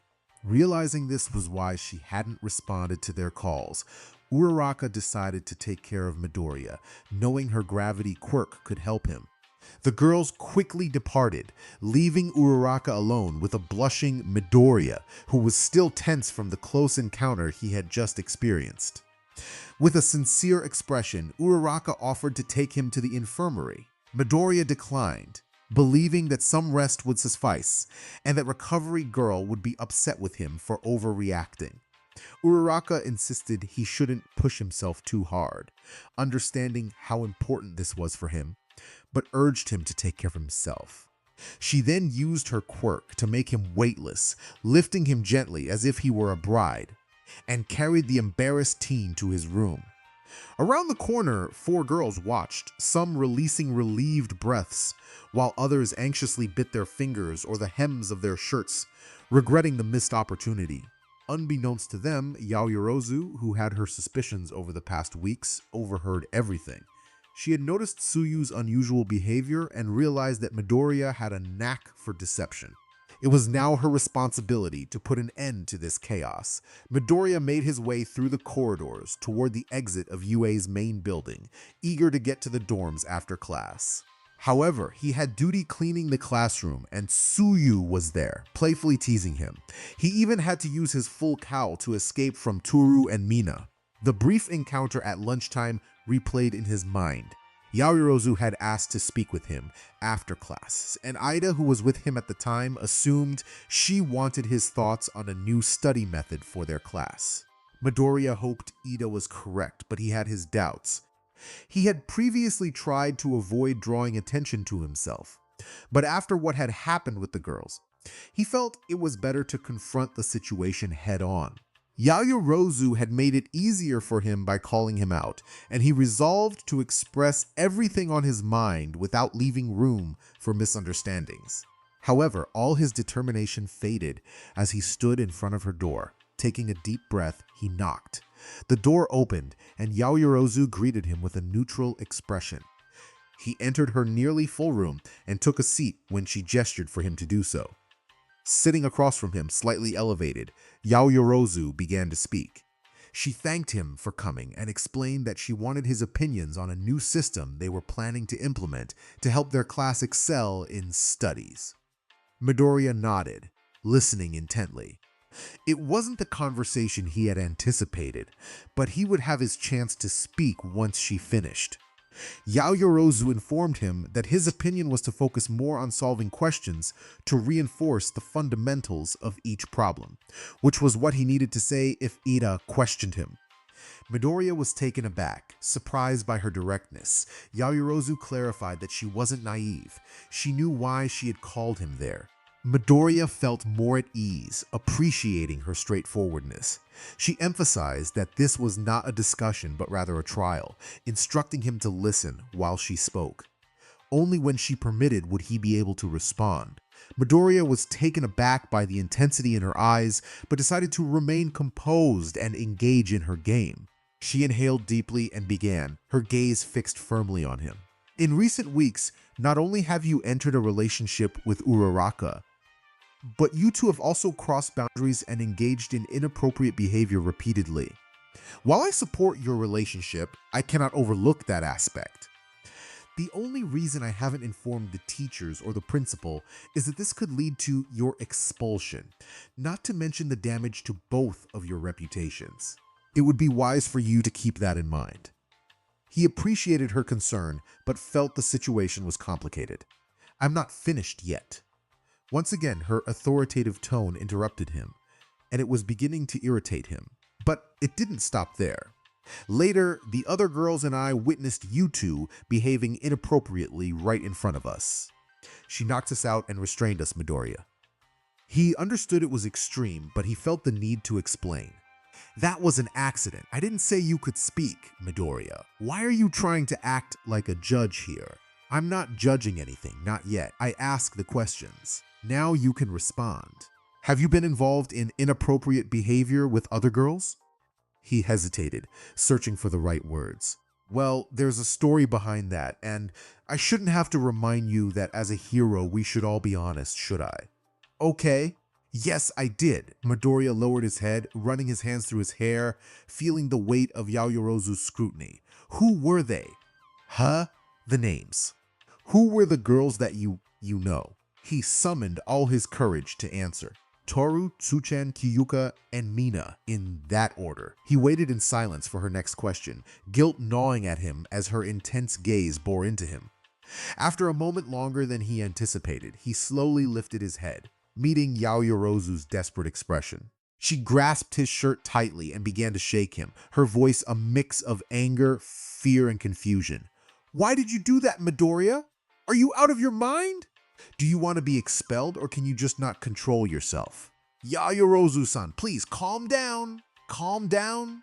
Do you realize what you just admitted? Don't try to give me orders. She was clearly overwhelmed, and Midoriya knew he had to act. He gently but firmly held her wrists, looking directly into her eyes as he spoke.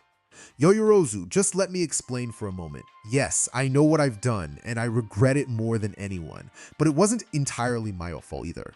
Ask any of them. I just wanted to sort things out, but suddenly everyone seemed interested in me, wanting to know what it was like to be in Uraraka's position. That's what happened. No, they wouldn't do something like that. She was torn between tears and disbelief. I thought so too, but they did. That's a fact. And another fact is that everyone enjoyed it, even me. You can't just go around being with every girl who shows interest. Don't you have any shame? I do. For goodness sake, you make it sound like I wanted this all along. Midoriya, did you just swear? Sorry if I'm not in the best mood, but you have me on edge. All the girls have me on edge, to be honest. Yayorozu fell silent, staring at her expensive carpet for a moment. I can't let you continue this behavior with everyone. I don't plan to either, he replied, feeling calmer now, sensing that she had released some of her anger. I also can't allow you to keep going like this with Uraraka. What? Why not? That was the question. Why was she so upset about their relationship? Was it because she was the vice class representative? Or because they were still in high school? She couldn't blame him, knowing he never harmed Uraraka or forced her into anything. In fact, it seemed to be the opposite. Even so, she had valid reasons for wanting to intervene, but it wasn't the root of her frustration. So why? Why did it matter so much to her? Yaoyorozu found herself in a rather amusing situation, muttering her thoughts aloud. It seemed she had picked up a habit similar to Midoriya's, leaving her wondering if he had heard everything she was contemplating. He confirmed that he had heard most of it, causing her to feel flustered. A light blush crept across her cheeks as she stood up. She stammered, explaining that she was merely thinking out loud. While she genuinely felt that way, she was caught off guard by her own honesty. Midoriya reassured her, acknowledging that he understood how it felt. Despite her awkwardness and the panic she felt, he maintained his warm smile, which always had a way of lifting her spirits, even in the most challenging times. That was simply who Midoriya was, warm, bright, reliable, and endearing in a unique way. His determination to fight for others regardless of the obstacles was admirable. He wore that smile through it all. When had her perception of him shifted? Perhaps it was after witnessing his intimate moment with Uraraka. Yet she could have turned away or closed her eyes. The desire to see had been too strong, just as he had mentioned earlier. Throughout her life, she had been taught to work hard and be an exemplary student, a role model, a woman, and now a hero. She took pride in meeting her friends' expectations, but Midoriya consistently impressed her by exceeding his limits and growing stronger, all while wearing that same smile. He aspired to be a cool hero who saved others with a bright smile, someone who could face any challenge. Such a person deserved only the best, yet here was Midoriya standing before her while she tried to maintain her facade as the perfect student. She realized that she was being childish, and the mature thing to do was to confront the truth. She apologized to Midoriya, who was taken aback and wondered what she meant. She clarified that he didn't need to apologize. She had not been honest with him. Midoriya was confused, trying to understand her words. She confessed that she didn't want to see him with another girl, which began to connect the dots in his mind. He had experienced this before and felt a wave of realization wash over him. She continued, expressing her feelings about not just the other girls in their class, but also Uraraka. She admitted to feeling envious of their connection. Midoriya appreciated her openness, but suggested they leave the conversation there for the day. However, Yaoyorozu held him in place by his shoulders, and he instinctively tensed at her touch. She hesitated, struggling to find the right words. Midoriya, sensing her turmoil, urged her not to say anything further. He knew what she was about to express and asked her to refrain from doing so. Confused, she pressed on, wanting to share her feelings. Midoriya, however, warned her that he didn't want to hurt her feelings, but he couldn't bear to hear those words again. Past experiences had taught him that such confessions rarely ended well. Determination replaced her earlier confusion as she faced him. She challenged him, asking if that was how it had gone with the others. He anticipated her next words, predicting she would confess her love for him, which he believed would lead to chaos for both of them. He expressed his uncertainty about why this pattern occurred. Yaoyorozu suggested that perhaps it was because those feelings were genuine. When she finally confessed her love for him, silence enveloped them. Midoriya was taken aback, unable to believe her words. She assured him she was serious, even in such a moment. He protested, explaining that he already had enough to deal with regarding other girls. Yaoyorozu urged him to forget about them, emphasizing that she was the one standing before him. Midoriya was flustered, reminding her of her role as the model student and her status as the best in their class. She responded with confidence, stating that she was a woman first and foremost, with her own desires and needs. She hoped he understood, especially since he had been so supportive of the other girls. Yaoyorozu pulled him closer, spinning around and playfully pushing him onto her king-size bed. She climbed onto it, loosening the tie at her neck, her eyes sparkling with a familiar yet fresh intensity. It was a look he had seen before, one that hinted at excitement, but each encounter felt unique. He noticed her lips part slightly as she rested her hands on either side of his head, a teasing smile forming on her face. She reminded him that he had said some harsh things, stating that it was no way to treat a lady. She felt it was her duty to correct his manners and leaned in closer to whisper a lesson in his ear, sending a shiver down his spine. He sensed that this would not end well for him. Yaoyorozu released her ponytail, allowing her long black hair to cascade over her shoulders, gently brushing against his flushed cheeks. Her onyx eyes studied every detail of his face, from the color of his lips to the freckles dotting his cheeks, while his bright green eyes darted away from her gaze. A smirk played on her lips as she began to unbutton her uniform, revealing a hint of lace underneath. She instructed him to always focus on the girl he was with, emphasizing that she needed to know he was interested in her. In the next moment, she cupped his chin, drawing him into a deep kiss. Her eyes fluttered shut as she savored the moment, while he remained wide-eyed in surprise. After a brief pause, she pulled away, leaving a lingering connection between them. She continued her lesson on manners, explaining that it was important to respect a girl's boundaries and to always be gentle. With a swift motion, she opened his uniform shirt and traced her fingers down to his waist, teasingly pulling at his pants. He instinctively reached for her hand, trying to stop her, but she playfully swatted his hand away, reminding him not to touch. With a quick movement, she removed his pants, and he felt a rush of embarrassment. She glanced at him with a playful intensity, causing him to sink deeper into the mattress. As she began to tease him, he felt his heart race, caught in a mix of surprise and anticipation. She enjoyed the control she had over him, relishing in the way he reacted to her every touch.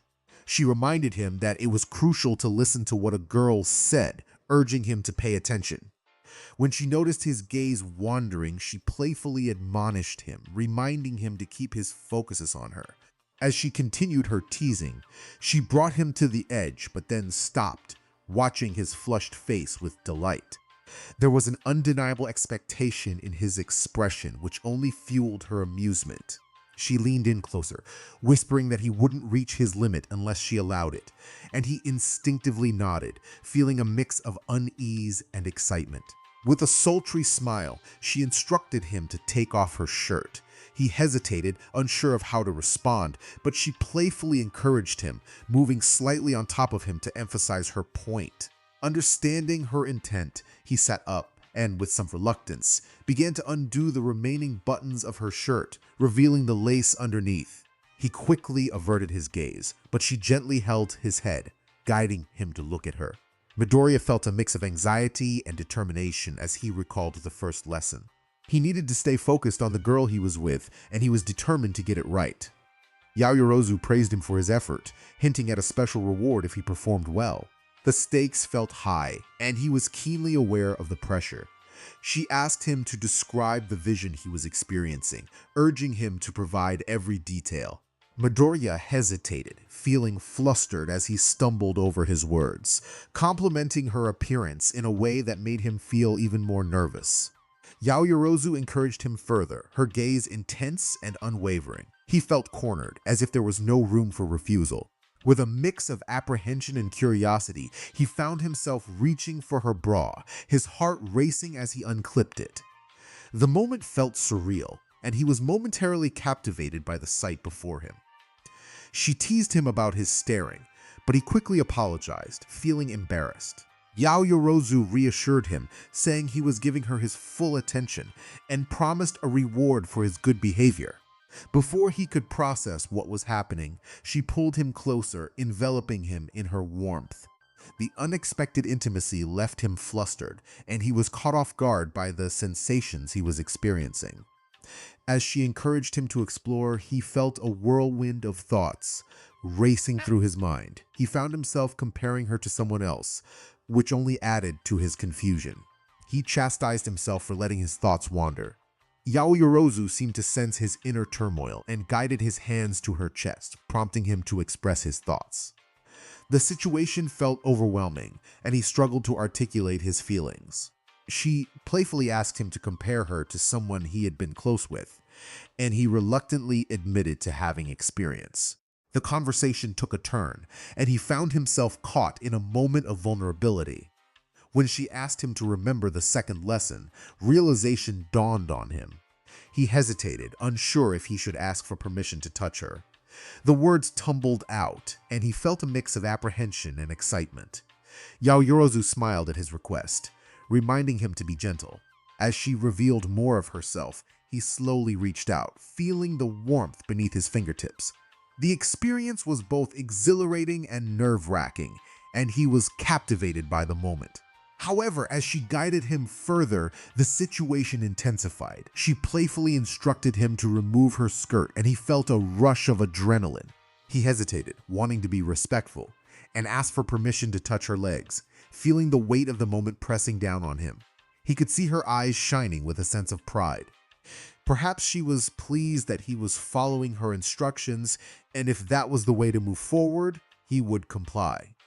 With her encouragement, he carefully slid her skirt down, his hands gliding over her thighs, which trembled slightly. She lifted her legs, allowing him to remove the garment with ease. He wondered if she was truly enjoying this interaction. He also noticed something different. She wore black stockings instead of the standard socks from their uniform. The elastic at the hem gently pressed against her thighs, the dark color contrasting beautifully with her smooth skin. He thought to himself how lovely she looked in them and questioned if she had planned this all along. She then requested him to touch her in a more intimate way. He complied gently, his hands exploring her curves, eliciting soft sounds of pleasure from her. However, he felt a twinge of concern as he noticed that the more he followed her lead, the more eager she appeared, and he realized he was becoming drawn into her game as well. He chastised himself for that thought. She then asked him to remove another piece of clothing. He hesitated briefly, but recalling his earlier actions, he removed her laced black panties and set them aside. She then positioned herself on his lap, swaying slightly before giving her next instruction. She pointed downwards, her eyes sultry and her expression inviting. He pretended to be confused, feigning ignorance about her request. He felt torn between her pleading tone and the underlying demand. He understood that he needed to comply if he wanted to escape this situation, though it didn't feel torturous at all. He reminded himself to stay focused. Drawing on his experience, he knew how to proceed. He began to explore her further, his fingers moving in gentle circles, prompting soft gasps from her. She closed her eyes, biting her thumb as if trying to contain her reactions. At one point, she leaned back, lifting herself slightly. An idea sparked in his mind. He asked if he could go further, and she consented. He carefully slid his finger inside, causing her to shiver and emit soft sounds of pleasure. He could feel her warm breath against his face, and since they had reached this point, he felt it was fair to give her what others had received. He then asked if he could explore her further, and she eagerly encouraged him, revealing her excitement. She leaned back, allowing him access, and he began to explore her with newfound enthusiasm. This made her react even more, her body responding to his touch. She was astonished by the sensations he was creating, and it was difficult for her to concentrate, especially as he continued to explore her. As she urged him on, she seemed to lose herself in the moment, her movements becoming more fervent. He wondered how far her limits would stretch, intrigued by her energy and enthusiasm. Midoriya found himself in a situation that was both exhilarating and overwhelming. Momo was expressing her enthusiasm with fervor, her eyes sparkling with excitement as she encouraged him to continue. She seemed completely absorbed in the moment, her breath coming in quick bursts. Midoriya noticed how she playfully tousled his green hair, her gaze locked onto his. Momo was clearly passionate about their connection, urging him to focus solely on her. She emphasized that he should learn with her, making it clear that she wanted to be the one he turned to for guidance. Her energy was infectious, and Midoriya felt a mix of admiration and confusion at her intensity. As the moment escalated, Momo's excitement reached a peak, and she expressed her joy in a way that left Midoriya both flattered and bewildered.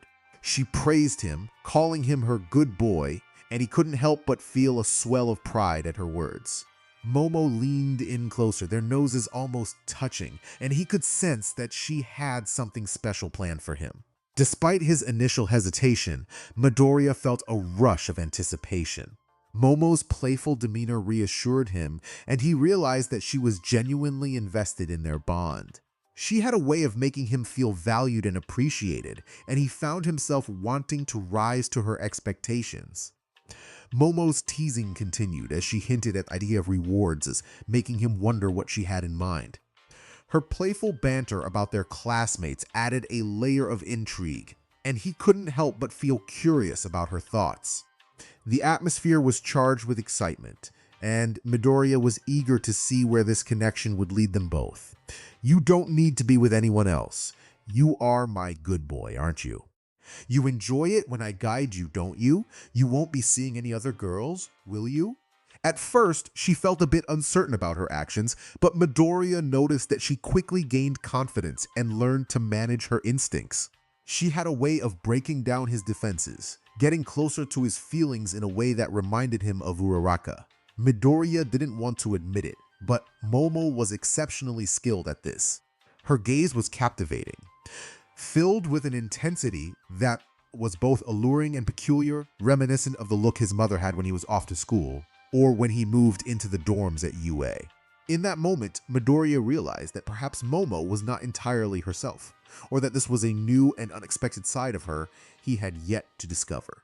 Could it be that after all her years of striving to be the perfect student, she had developed a different aspect of her personality? He tried to focus, but internally mumbling did little to help him ignore the overwhelming presence of Momo. He felt himself nearing his limit, and she showed no signs of slowing down. In fact, she seemed to quicken her pace, making it increasingly difficult for him to endure.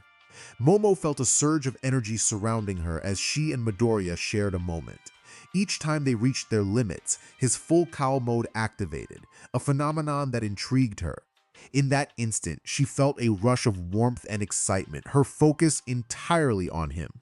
She remarked on how good he tasted, and he responded with a shy acknowledgement. Momo pressed him for more details about his feelings, curious about how their experience compared to others. Midoriya hesitated, explaining that each girl was unique, making it difficult to draw comparisons. Suddenly, they were interrupted by a familiar voice at the door. Uraraka stood there, arms crossed, an amused expression on her face. She teased them, suggesting that Midoriya could keep going for a long time. Behind her, a few heads peeked in, their expressions a mix of surprise and curiosity. Midoriya fell silent, while Momo stammered, trying to explain that things weren't as they appeared. Uraraka reassured her, sharing that she had been watching and playfully advised her to double-check the door lock next time. Momo felt overwhelmed, her heart racing as she tried to cover herself with a blanket. She apologized profusely, feeling embarrassed about the situation. Uraraka embraced her warmly, comforting her and acknowledging the difficulty of resisting Midoriya's charms. Momo expressed her concern about trying to take something that belonged to Uraraka, but Uraraka dismissed her worries, emphasizing that Midoriya loved her for who she was, not for superficial qualities. Momo felt a mix of shame and confusion, but Uraraka lifted her chin, encouraging her to look at her friends. The group shared understanding glances, assuring Momo that they wouldn't judge her. They all had faced similar feelings. Momo reflected on her emotions, realizing that she felt a hint of jealousy, acknowledging the bond that Midoriya and Uraraka shared. The atmosphere shifted as they all recognized the complexity of their feelings for him, a reminder that Midoriya's heart belonged to Uraraka, and that was something they all had to accept. Uraraka had thought that if she could capture all of his attention, if she could make him focus solely on her, then he wouldn't feel the need to look at anyone else. That was what she told herself, but deep down, she truly wished for him to regard her the same way he regarded Ochako. She understood that her friends felt similarly, and they all nodded in agreement. Taking a moment to gather her thoughts, Uraraka placed her hands together at the bridge of her nose and took a deep breath. After exhaling slowly, she opened her eyes and, with a calm demeanor, proposed an idea to her friends. "What if I told you that you all could have a chance with Deku-kun?" The group was filled with surprise and confusion. "Are you serious?" one of them exclaimed. "Let me finish," Uraraka replied, still contemplating her words. "It's clear that you all care for him in a special way, but I'm still his girlfriend." The initial excitement faded quickly. "But I'm your friend too, and I wouldn't want you to feel sad or unfulfilled. I have an idea that I can't believe I'm suggesting. What if we all shared him?" At that moment, her friends stared at her in disbelief. Did she really just propose sharing Midoriya? Yes, she did, and amidst the confusion, Momo was the first to respond, hope shining in her eyes. "Do you really mean it? Well, I wouldn't want to see you all sad. Plus, since everyone here has had a chance with Deku-kun, I'd rather have you all on my side. Ochako, you beautiful and crazy girl. That's the most amazing idea I've heard. Are you really on board with this, Mina? Why not, Toru? Just think about it. A chance to be close to him, your own nickname for him? Guess you're already in then." "You bet, Ochako. What about you two? Tsu? Kyoka?" The two were taken aback by both the idea and Mina's enthusiastic response. However, their friend had a point. Any time with Midoriya was better than none. "Well, since you put it that way, I have to join in. It does make things easier," another added. "Really, guys?" Hagakure felt a hand on her shoulder and turned to see Uraraka offering her a supportive smile. "It's okay if you're not comfortable, Toru-chan. But remember, there's plenty of Deku-kun for everyone." The invisible girl sought the last voice of reason, Momo, but found her deep in thought, her thumb resting on her mouth. Suddenly, Momo looked up and turned to Uraraka. "Okay, I'm in. Wait, Momo-chan too? After everything that's happened, I can't deny my feelings for him. Plus, I know I'll want him again in the future. Girl, the future is now because I definitely want to spend time with him." Before Mina could leap onto the bed, Uraraka raised an arm to block her path, a serious expression crossing her face. "Now, hold on a moment, Mina. There's still one person who needs to agree." "Yes, I'm in! I love Midoriya too. Toru's sudden declaration startled the group, but they quickly regained their composure. That's great, Toru, but I was talking about Deku-kun. He's the one who has the final say. Do you think he'll agree, Ochako? I'm not sure, Mina. I find it hard to believe, another added. But you could always convince him, Uraraka. I've never tried to convince him of something I wasn't sure he would agree to, Kyoka-chan. This time, I truly have no idea how he'll respond. Then we should just ask him. And how should I phrase it, Momo-chan? Hey, Deku-kun, since everyone has had a chance with you, we decided to form a harem. What do you think? Well, that's a dream for most boys. You know he's not like most boys, Mina. Yeah, I know, which makes this even more complicated. Is he still out? I think the shock has him frozen, Uraraka said as she waved a hand in front of his face. Touching his cheeks gently brought Midoriya back to reality. Deku-kun, are you feeling all right? His head was spinning, and his vision was slightly blurry, with only Ochako's caring eyes and her lovely round face framed by her adorable brown hair remaining in focus. As his mind began to clear, Midoriya tried to piece together the events that had led him here. There was class, and then Yaoyorozu had called him to talk, and he had gone to her room. Ochako urged him to take a breath and calm down, assuring him that she understood what had happened. She encouraged him to relax and prepare himself, hinting that the girls had grown closer to him. Midoriya's heart sank. He feared she was about to end things between them. He braced himself for her words, certain he would break down in tears once he left this room, though he hoped to do so while dressed appropriately. Then she surprised him with her next revelation. The girls had decided to share him, expressing their affection for him. Ochako congratulated him, suggesting he had gained a harem. The nervous smile on her lips left him bewildered. Was she joking at a moment like this, or was this all a dream? If it were a dream, he wished the past weeks had been as well. He imagined waking up and confessing his love for her in front of everyone, making things simpler. If she rejected him, so be it. He felt more confident after all the mental turmoil he had endured. Yet, this didn't feel like a dream. The presence of the other girls from his class, one of whom was only partially covered by a blanket, made it too real to be imagined. In other words, the love of his life had just told him he had a harem. He was left in stunned silence.